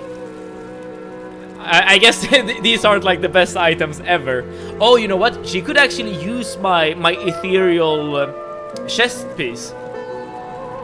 Come to think of it, because she has 45 strength. That's enough to use it. But you will get another mercenary here in Act 2, right? But if you want to help me, I would be grateful. In the sewers below our city, there lurks a horrid creature that hungers for human flesh. The creature has killed many, including my son and my husband. If you destroy it, I will reward you. Please, be careful though. That beast has taken enough from us already. Okay, I will do this. The sewer entrance is through the trapdoor. Yes, someone better for your build. Oh, that's good. If I remember correctly, Ino said that like the best mercenary is in Act 2. Good day. I'm just gonna like real quickly just talk to everyone. I was trained as a paladin of Zakarum in the Eastern Koras Temple many years ago. Okay, I didn't ask, but thank you. How do I know I can trust you? You may be as shifty as that pack rat Elzix who runs the inn. But if you need a potion... here's a potion seller. Nice. For a price, of course. Yes, very good, very good. I don't think I need potions right now, but it's good to know. But you know what, I owe you pain. That was a very good suggestion there. So because now, or rather, very good thing you pointed out, because I think... I'll put that to yes, use. so now she can use Dire Jack, which is a very good chest plate. At least compared to the quilted armor of hell. This is completely trash. Nice. So now we're getting some use out of that chest piece. It is an honor to serve you. And we can just sell this. Very nice. You will need to take the items off Fiona before you change mercenary. Otherwise she will leave and take her items with her. Very good that very good that you're giving this tip here, because that's something I would definitely not remember or think about at all. But I assume you need to do some quests before you get the next mercenary, because that's at least how you got Fiona. As in, do some quests, and then after a while they're like, yeah, now we trust you. Did you know you can bulk buy potions and scrolls and keys? I did not know that. That is something I've actually asked when I did buy potions or scrolls before. Can you quickly show me how you do it? Welcome to my Just so I learn. Do you need to like hold down Shift or Alt or something?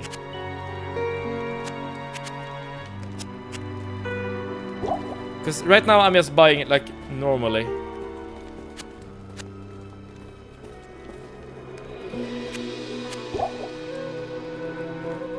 Yeah, throughout the game, depending on the window you're in, there are context-sensitive tooltips. So exit out of Lysander, okay. I have now exited out of Lysander.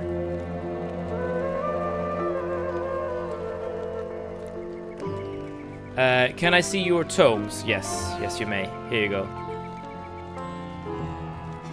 So these are completely stocked up with scrolls at the moment. Identify and time. Oh, keys. Yeah, 6 out of 12. But I assume this isn't the guy who sells keys, right? Yeah. Oh yes, he is. Oh, can I like drag them here or something? Shift right click.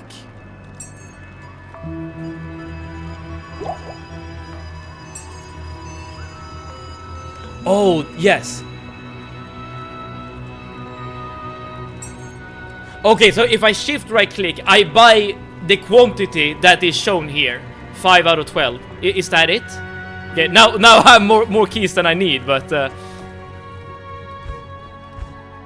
see if we can get rid of some.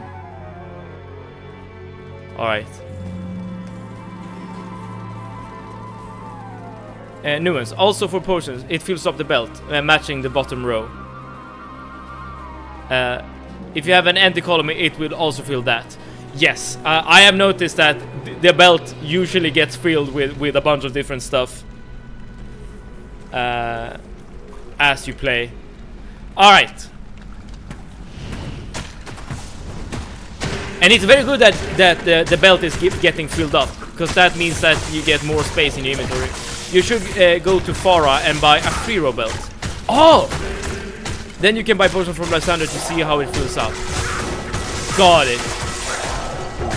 Okay, I am taking some damage. I can't carry anymore. I'm just gonna do the sewer real quick, and then I'll definitely get another belt.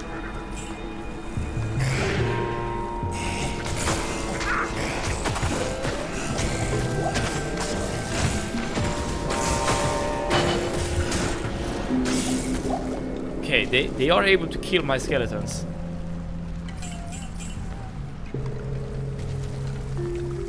Good to know. Okay, okay, I forgot the quest. We need to find the Radaman's lair, and we need to find a monster that hunts the flesh of men or something.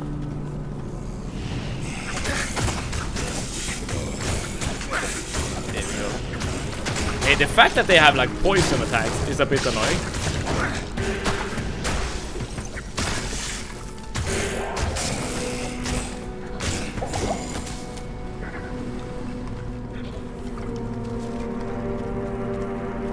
Okay, we go deeper. You no longer fear lightning. I assume that's like lightning resistance. Would make a lot of sense. Wait, what are these? Sand Raiders. They're actually fairly cool.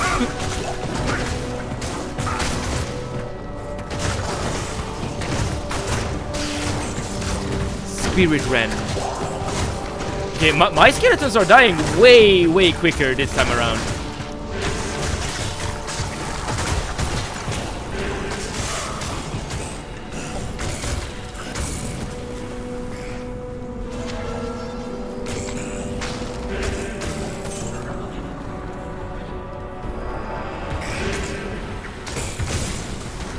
Okay, LXP Shrine is very nice, very good.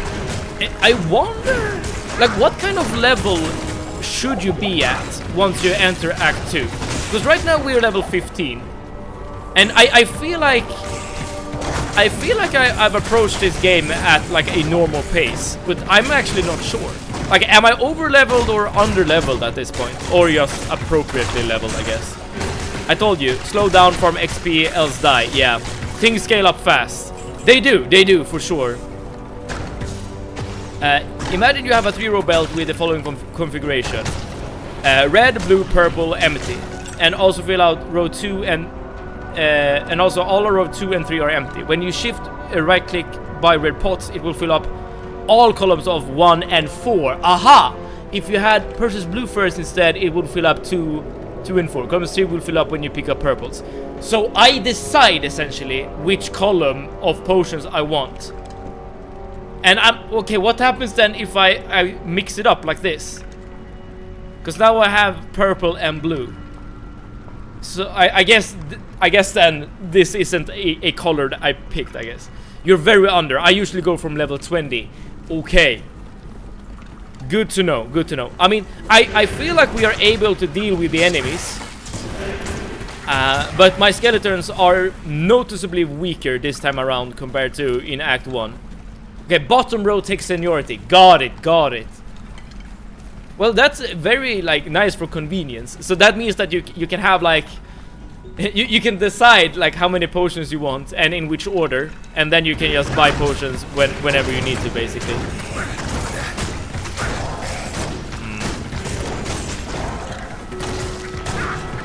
Oh, I don't think I should be.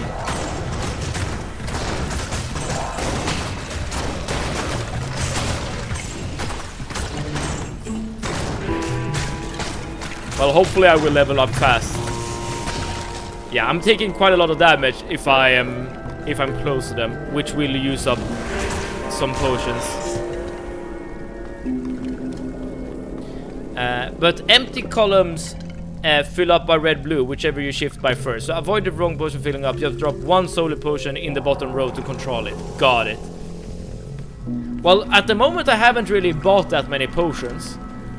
Because you can usually find a lot of potions if you just, you know, doing a dungeon.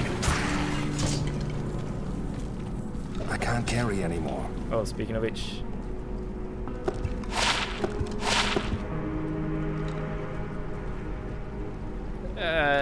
Nothing good. Well, nothing good for me at least.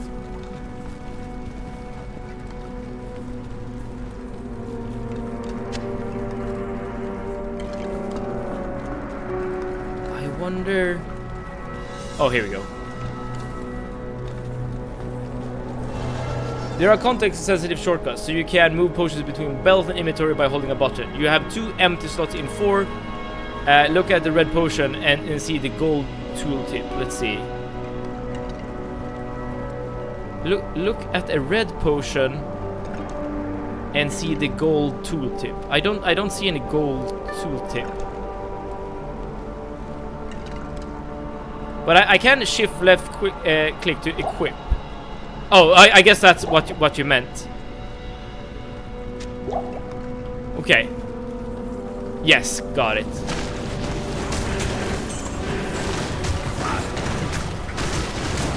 Burning dead mages. Okay, so this is probably when like damage resistances becomes a lot more important. So I assume the fire mages will deal, you know, fire damage. It's great. That's very great. It's burly wood. I mean, maybe the color will be more gold if I do this. Not really.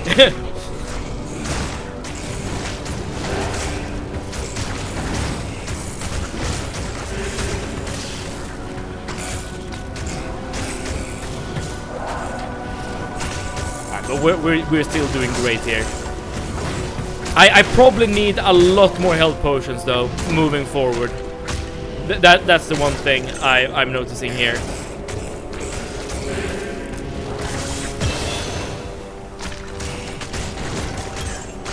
$12 points. And now we can have how many? Yes, now we can have 6 skeletons. Good, great.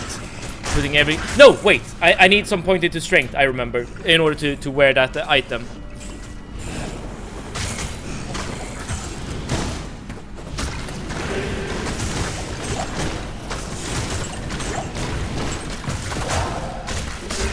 Elemental resist only matter from Nightmare onward. In normal, you just need high defense and life. Okay.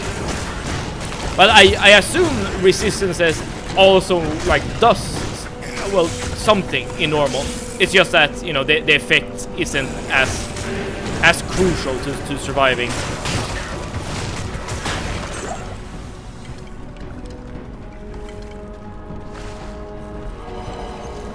Okay, resist cold. And a dead end. We continue on. A gnarled staff. I can't carry anymore.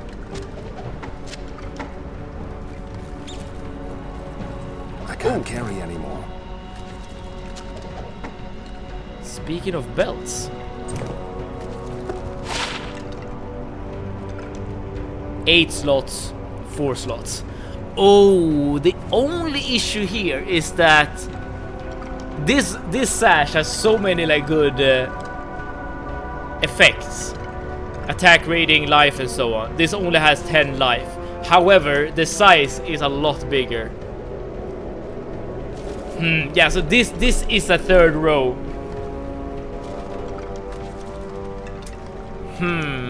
I mean, it's so much better in terms of like inventory management. Is it better? Like, how worth it is it to have a 3rd row on your potion belt? compared to just pure stats. I disagree about defense. It's not important. As a necromancer, you want to focus on resist, life, and mana. You have an army that should act as a meat shield, and you have low strength, so defense isn't a priority for you. I mean, I agree in principle. However, the way I play my necromancer is that I keep running into enemies and hitting them with my stick. So, so for my playstyle, which is very unoptimal, I will agree, then defense will play a part. I am basically the 7th skeleton. You are a caster, so having a loads of mana and faster cast rate and skills. You will want to understand something about defense in this game, which is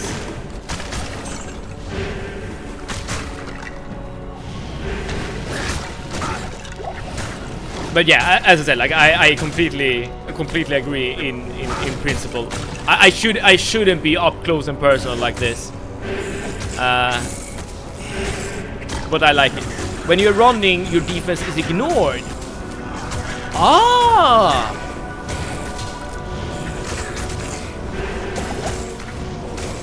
I guess that's the reason why there is an option to run and walk.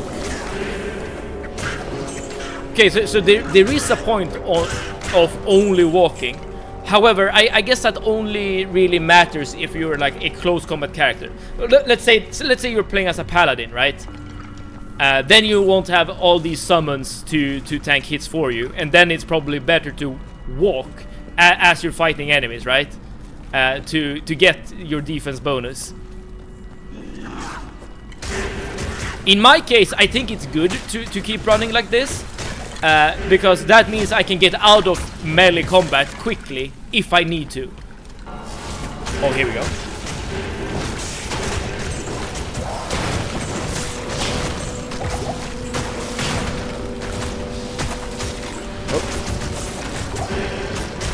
I lost my guy here.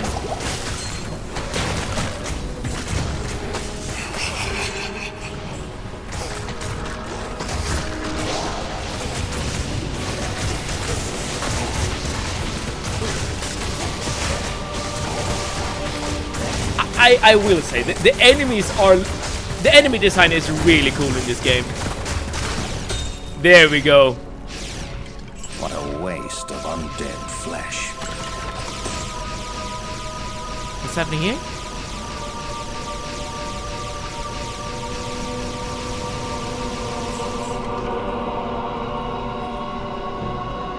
Alright, a lengthy death animation. Okay, here's a lot of text. You will have low dexterity, so can't rely on block this early. You want to focus on key affixes. Skills, faster cast rate, faster hit, recovery, and stuff like that.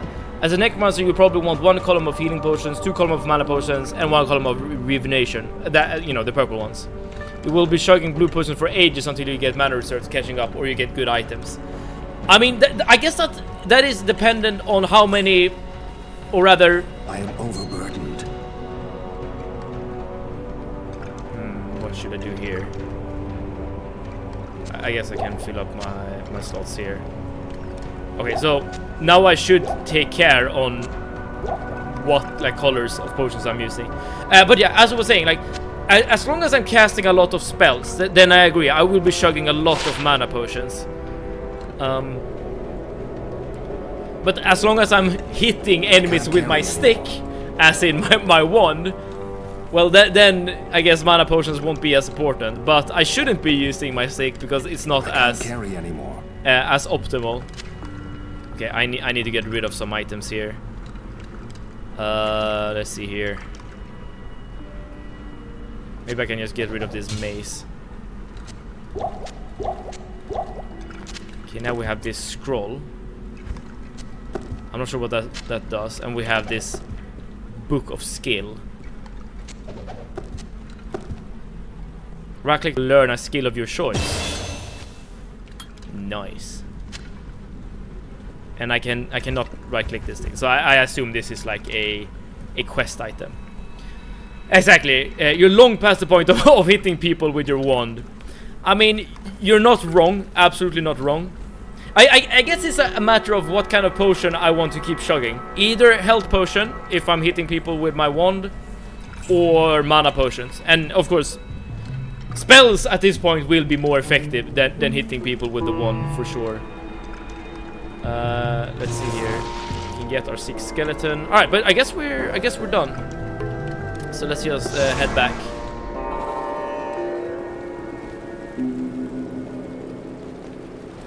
Alright, let's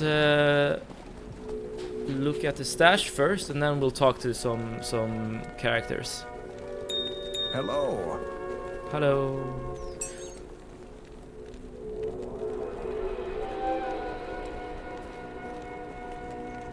I don't think this ring is good, right? Probably not. I'm gonna only keep 2 rows of potions for now, because I think that the stats of the Stormlock is better than the stats of the Belt of the Fox. But as soon as you get a better belt than the Stormlock, then it will definitely be better. But I'm gonna keep this in my stash just in case it turns out to be very good and useful to have another row of potions. A lost Horodric scroll. What a fortunate turn of events. As the last living Horodrim, I alone have knowledge of its meaning. Now, to read the Horodric runes it bears.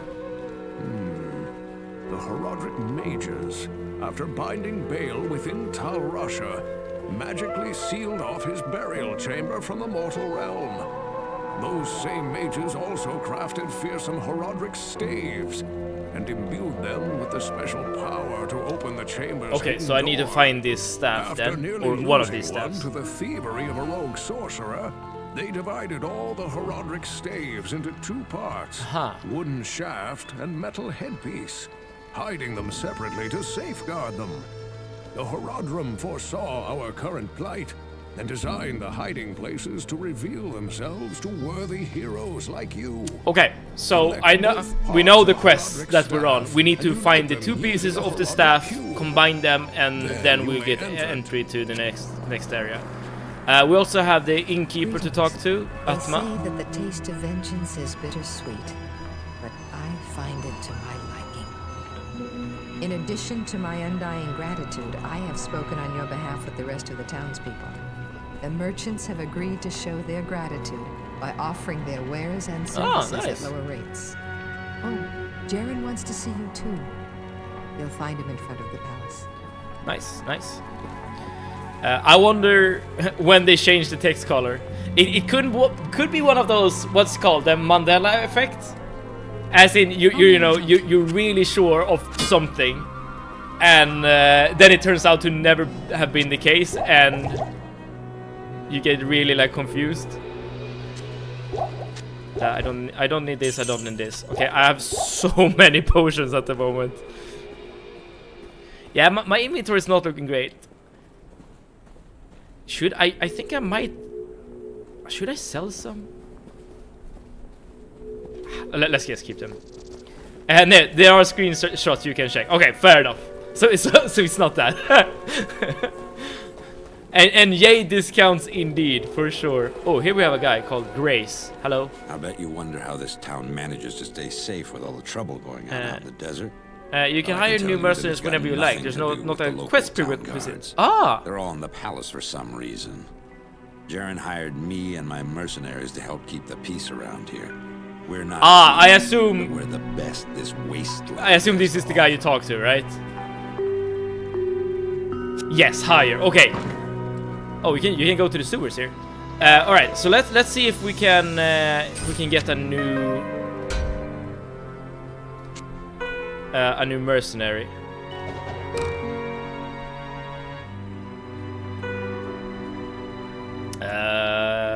Screw it. Let's just drink this.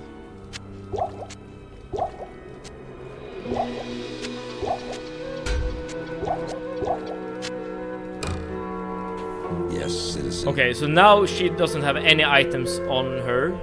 I made a mistake playing this once. I filled in inventory with talismans. I had no room for potions. Well, I'm kind of doing the same thing, a little bit at least. I do keep these 2 in my inventory.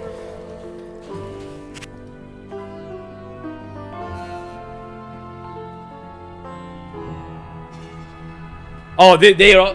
No, wait.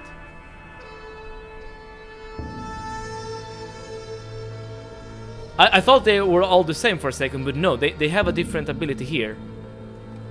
Prayer, Blessed Aim, and Defiance. I recommend Prayer since you have an army that needs constant healing. When active, aura slowly regenerates the life of you and your party. That sounds really good, yes.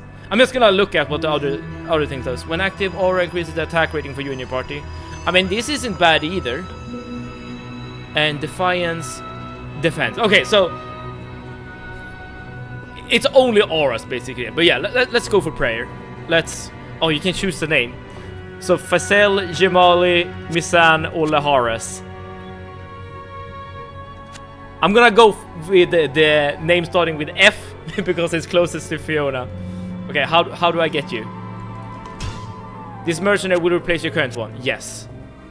Ah, here we go. We have Faisal here. Okay, so he uses slightly different weapons. He uses spears rather than the bow. So I guess we can sell the bow now. So I'm just gonna do that real quick. Good day. Okay, cool. Alright, so we wanted to talk to Jerin. Defense only works when the enemy is hitting you with a physical or ranged attack that requires a hit check. Lots of the most dangerous attacks are elemental and auto hits. Right. So defense doesn't work in every condition. Healing your party is useful at all times. I understand what you're saying, yeah. Oh. Okay. Greetings. I have heard of your many deeds of skill and bravery. I feel I can trust you with something I have been hesitant to speak of. Drognin and I have concluded that the Dark Wanderer who passed through here recently was Diablo himself. Drognin believes that Diablo is searching the desert for the secret tomb where the great Horadric mage this we also know. Imprisoned. You must find Diablo and put an end to the terrible evil that has fallen upon our city. Drognin is wise and is sure to have some helpful advice for you as to how Telrash's tomb may be found. It may take you quite some time to find the tomb.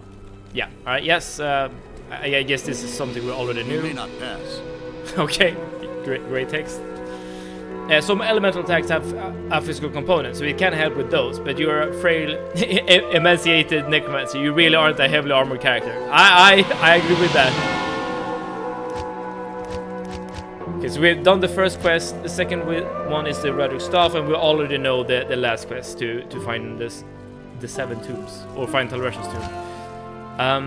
Search the halls of the dead under the dry hills for the cube. Search the maggot lair under the far oasis for the shaft, and the Claw Viper temple for the headpiece. Okay, so a lot of different areas to look at. I guess this is the way out. Having an enormous army is a form of defense. Absolutely. I mean, the absolute best part of playing a necromancer is that you can just walk up into like an enemy pack and you can just stand there and just do some inventory management or something, and your army will just take care of everyone. Okay, here we have carrion birds and huntresses.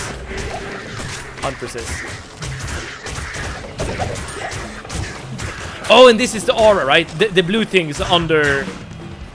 Oh yeah, the fact that the mercenary affects every single summon I have is so good. All I need to do now is actually find... I need to find a weapon for him, essentially. But other than that, we're basically good to go. Lifestone per hit is most easy to find on a weapon. I recommend the sight. But it is... Oh wait, Forrest has polearms and spear that Faisal can use. The thing about mercenaries is that they need a source of life stolen per hit. Got it. I mean, maybe we should do that then, given that we really haven't made a lot of progress in our journey here. So let's go back to Faisal and buy a spear or a polearm. Let's see here. That's the blacksmith, right? No, that's Farah. Good evening. I mean, we have short spears here, but you... Faisal. Oh, wait. Sorry, I mixed up the name. Farah sells the spears. Fazel is our guy.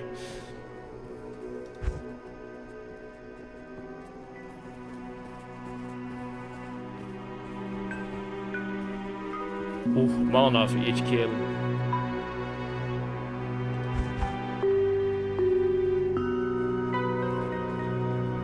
This is a maze, right? Yeah. Check the site. Can he use sights? Is that considered a polearm?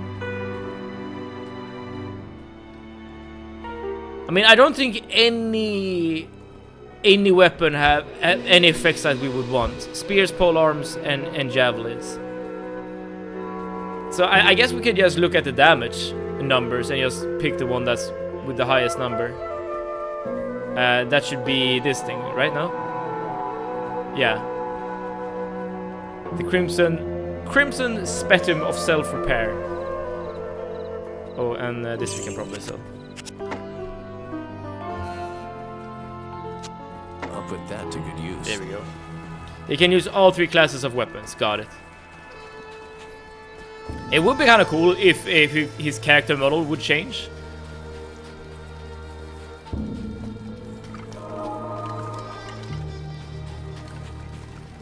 Resetting vendors' shopping windows. You can reset a vendor by going out into the wilderness within the same act via waypoint portal and front door. Oh, interesting. I guess you could use that to or abuse that, I guess, in order to like get the exact item you could be wanting to get. Assuming, of course, that the merchant actually has an item you would want. The Stony Tomb level, or Stony Tomb.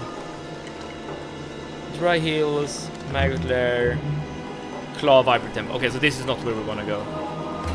Changing access and reset vendor windows though, so make sure you go out within the same act. Got it.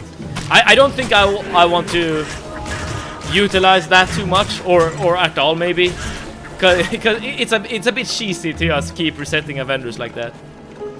Okay, Dry Hills. What could we find here in Dry Hills? Halls of the Dead. Right, in the Halls of the Dead, we can find a cube that is needed for the staff.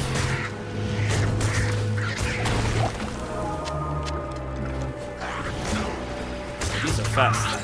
Cave leapers.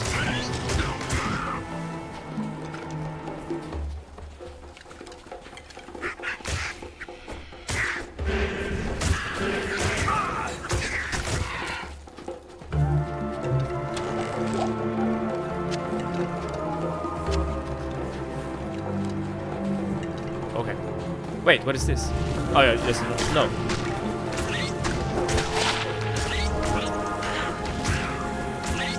If you're in a party and someone says in town, the vendor doesn't reset the item. Good to know. Well, this is an offline character, so I guess. Oh. So enemies can fly and then just enter the area. Interesting. Yeah, but this is an offline character, so I'm not gonna be able to use any like multiplayer shenanigans. But that's kind of by design as well. These enemies are fast. I can't carry anymore. Okay, so we're looking for the Temple of the Dead. Do you know about the map, large, mini, and faded? The only map I've seen is this, the one you see right now on the screen. Like the overlay.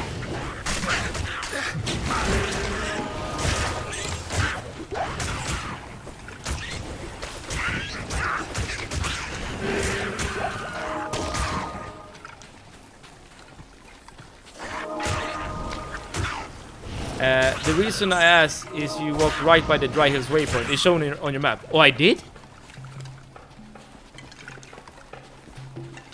Oh, it's over there. Yeah, I see it. I see it. Yes, I totally missed it. That's on me.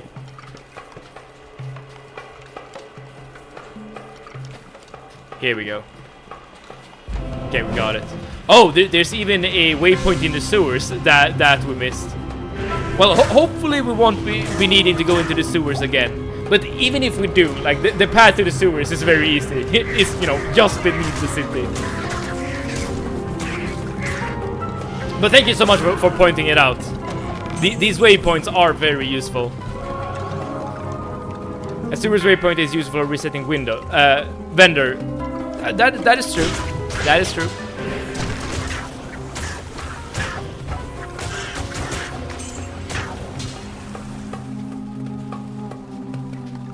Okay, I'm just walking along the edge here because I assume that's where we're gonna find the dungeon. Now that you have this, it's kind of moot, yeah. So some of these rocks are a bit more red than the others. I'm not sure if that matters.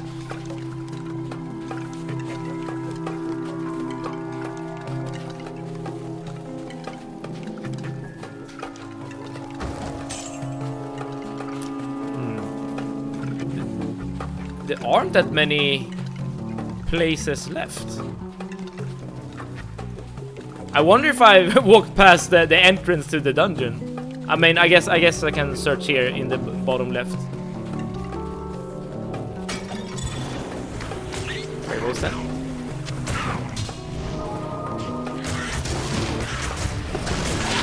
Plus 40 strength, nice.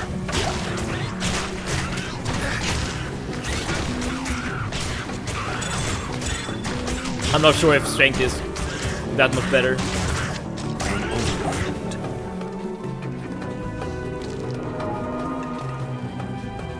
Okay, oh, those are bird statues. Oh, the redder stones.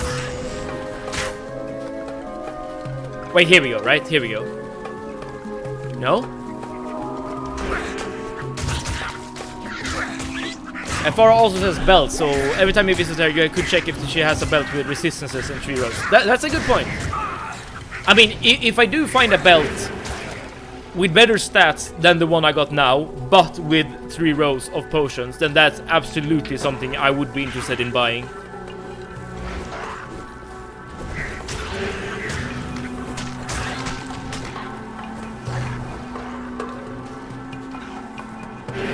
And this is a large area.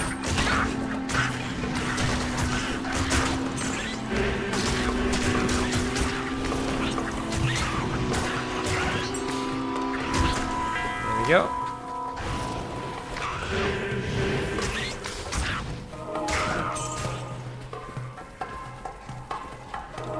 This is a very large area. What the hell? Far oasis. No, that's okay. So all of the here we go, right? Yes, Halls of the Dead. Here we go. Here we go. Here we go. So we're looking for a cube. Yeah, on the dry hills for the cube. Okay. So somewhere here there's gonna be a cube. That's very important in order to get access to the Tomb of Tal Rasha.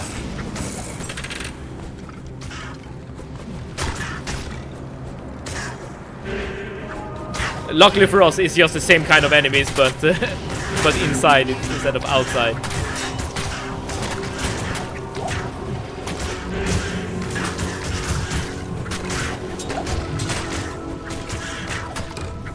Oh, the one damage is so bad at this point.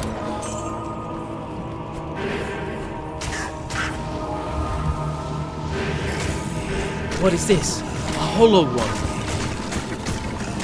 Oh, race is undead. Okay, this is what you want to focus on. Oh, man.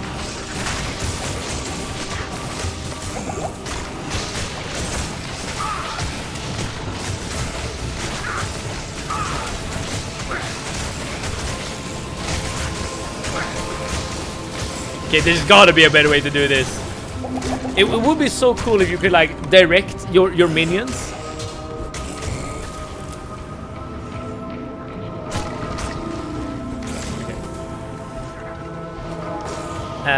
You're hitting them with a twig at this point. I mean, in my opinion, it was kind of stupid to even hit like the first enemies with the one. But yeah, it's even more stupid now.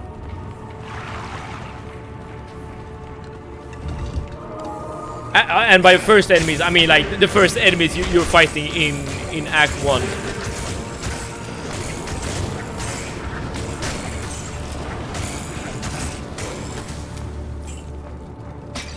Unfortunately, I don't deal that much damage with my offensive spells either. I haven't put in any points into those spells, so it makes sense. I've focused everything on my summons. As you can see.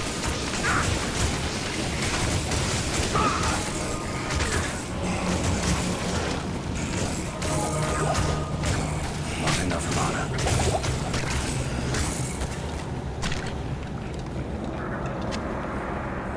Okay, so not here either. I assume there's gonna be multiple levels to the Temple of the Dead as well.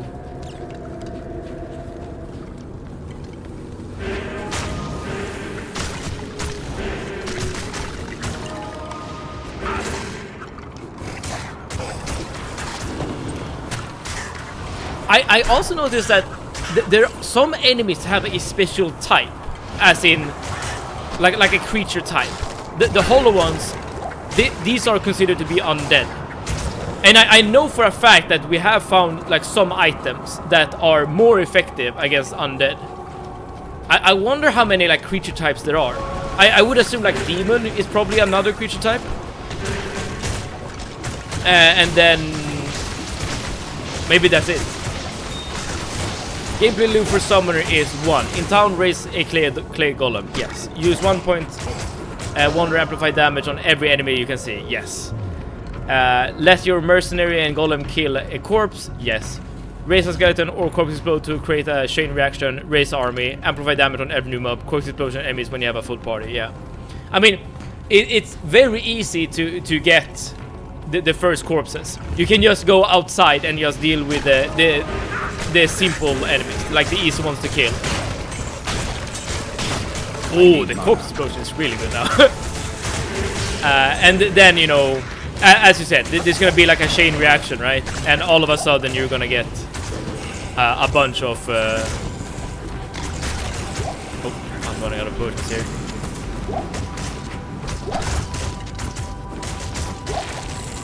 Yeah, you're gonna get a bunch of skeletons before too long. Just put back into Act 1 and frag some fallen. Oh yeah, that's even easier. It went time on teeth on a summoner build. Yes. I know that getting points into teeth is a bad idea. But at the time, as in Act 1, I felt like I needed a range spell in order to like both help my allies, but also to have the option to attack from a distance if I need to. Okay, let's too bad you can't resurrect a boss to fight for you. Can't you though? I mean, there is this spell, Revive. Return a monster to life to fight by your side. It's a level 30 spell, so this is like a late game kind of thing, or maybe mid game. But wouldn't this work on a boss? That would be so cool. Like, imagine going up to Andariel, kick her ass, and then just revive her. Okay, it only lasts for 180 seconds, so you won't have Andariel with you forever, but that would be so cool. It's fine if you feel you need to do more, but it has to be useful. Right, points in teeth is a waste. But to my defense, I've only wasted 1 point. Only 1. I know it's bad, but I also, as I said before, I want the ability to make mistakes in my build, so that I like can experience, so I can experience the game fully, essentially. All right, so now we can use the Dire Jack chainmail on our own character. Look at the drip, man. The only thing I hate is the helmet. Oh, this is the starting gear, right? From the starting menu. Oh, that's super cool. It's not a waste. It's a prerequisite for corpse explosion, which is amazing. Oh, okay. In that case, I haven't wasted anything. Oh, we got a free time portal. Nice. How are you gonna eat without teeth, though? Oh, good point. Good point. You need to find a bone helm. Yes. I need to find something that matches the armor for sure. Oh. Are you supposed to take it? Oh no, that just goes back to town. Alright, let's go here instead. On that point, 1 point is a lot, but like you said, it's a first timer and it's offline. Yeah, exactly. I mean, if I would play this game, like if I would have started over and played this game from scratch, I probably would have done like a lot of research before committing to any particular build. But yeah, I've said it many times before, but I want to be bad. I want to have the opportunity to make mistakes, because I feel like it's very like, I don't know, it feels like it's more of like a first playthrough, which is it is. And yes, as Peter just said, and also thank you so much for joining the chat, Peter. You can respec. Yes, very, very true. And Eno has made the same point as well. So it's not like you're making a bad choice and you're stuck forever with said bad choice. And I really like that you can respec as well, because that means that you can, as a new player, like put 1 point into every skill. And I know that sounds really very bad, but just put 1 point into every skill, and you're able to like experiment a bit. There are save editors. That's cheating. Yes, that's very much cheating.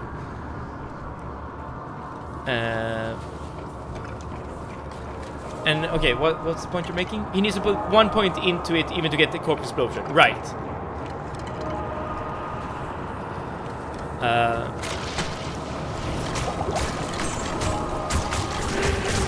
But I will say, only 1 point in corpse explosion does so much more damage than 1 point in teeth.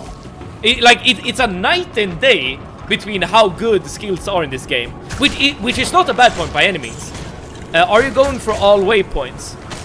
I'm going for all waypoints that I come across. But like if I accidentally miss a waypoint here and there, I'm not gonna like go out of my way to get them all. I can't carry anymore. I don't think. Corpse Explosion is Necro's best spell, yeah. Leveling it will increase... it will increase the radius. Wait, does that mean that you won't increase the damage by leveling Corpse Explosion? That would be very interesting if that's the case. Corpse Explosion does a percentage of the corpse's life pool. Aha! Does that mean then, if I use Corpse Explosion on a boss, or rather the corpse of a boss, I will deal more damage? In that case, yeah, Corpse Explosion is a very, very cool spell, because you can probably like do like a weird setup. Hello, British boy. British? But hello, Ottoman. Thank you so much for tuning in. British, eh? Some corpses cannot be exploded. Makes sense. Enemy life pool increases, so it scales. Interesting. Well, in that case, it makes sense that it's only the radius that's increased.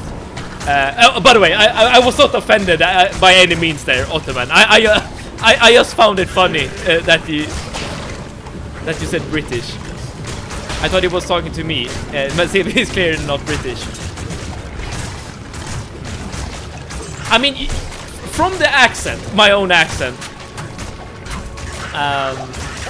you can definitely tell that I'm not British. But other than that, I wonder like how you would distinguish if one is British or not. But I assume I owe you pain that you're British then.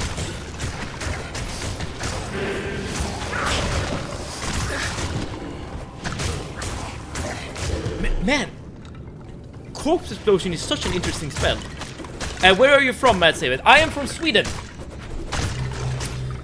If you remember, Ottoman, we had a discussion about one Swedish king, right? And how he was like invited to the Ottoman Empire after he failed a battle in Russia or something.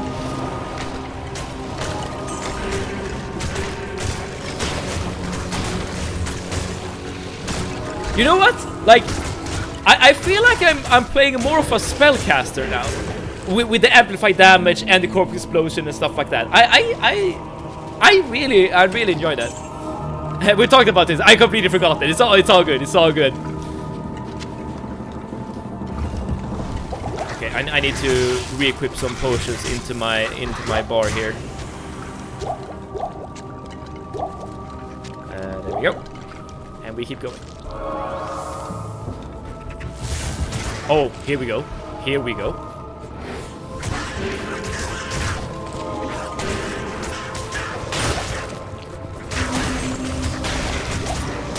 Nice.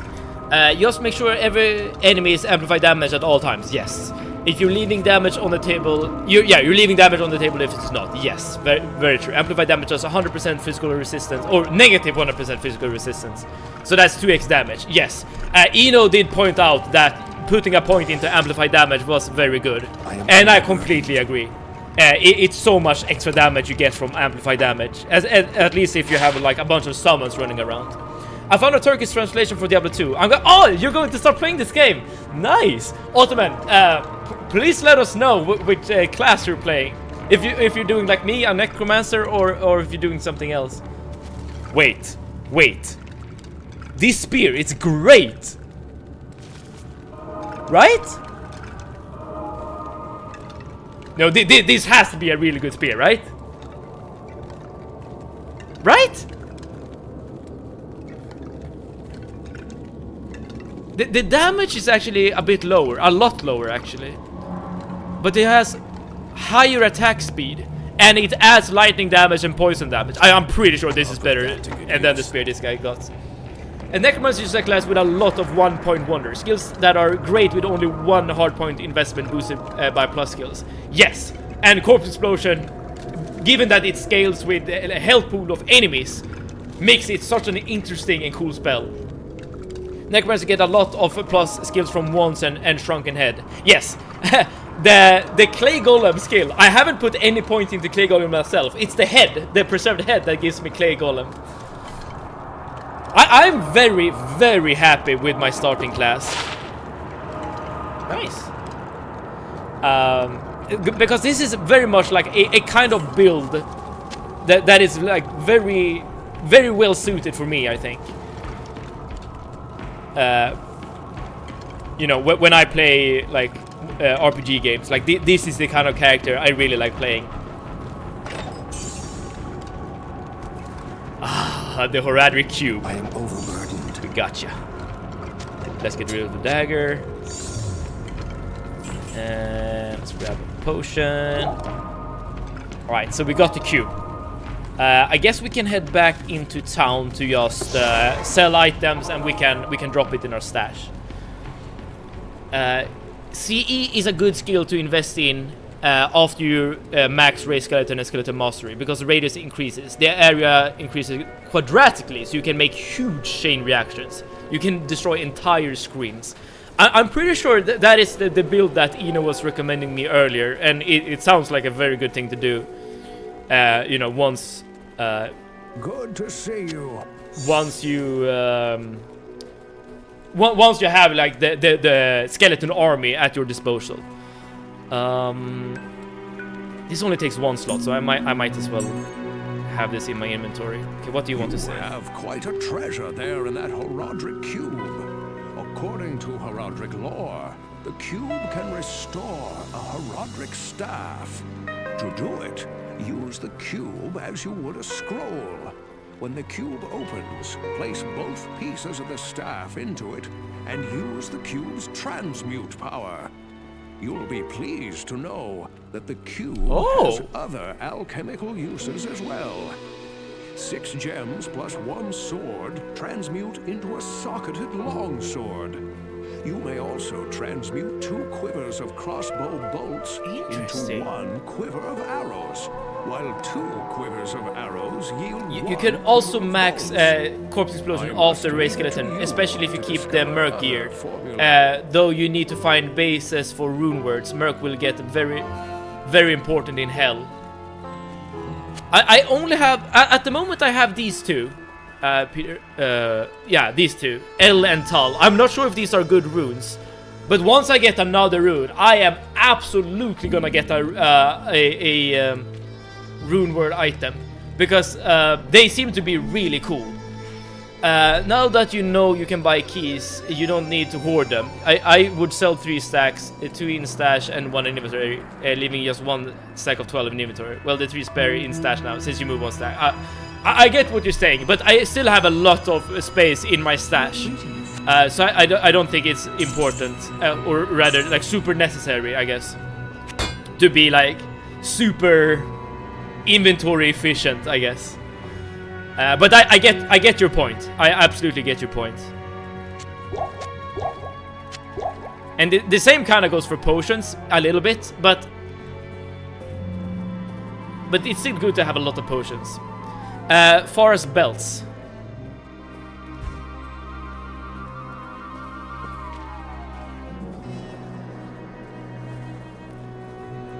I don't think any of these are very good.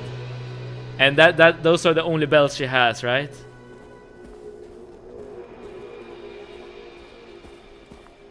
So I guess this is the point where you would want to, like, reset her to get a better belt.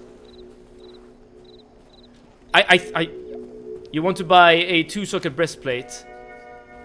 Gray text, not blue. Breastplate specifically. Huh. Is that for the cube, or why would I want to do that? Breastplate specifically. So gray text. Okay, I have this one that's white text, but it's not socketed. I can afford it. I have a lot of gold, but I'm not sure why would I want to do this? Okay, so where are we at the moment? Okay, so we have the cube, and now we need the shaft in Far Oasis, and then the headpiece in the Claw Viper Temple. You can use certain runes.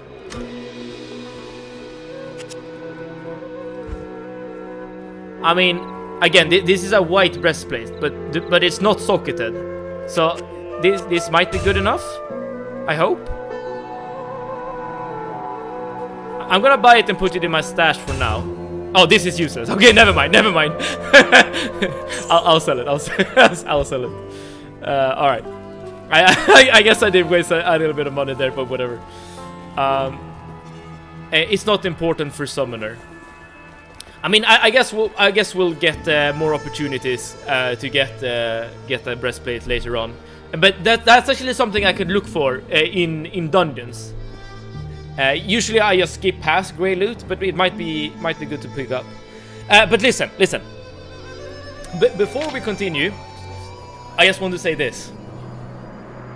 Unfortunately, I can't continue streaming for longer today, but don't worry.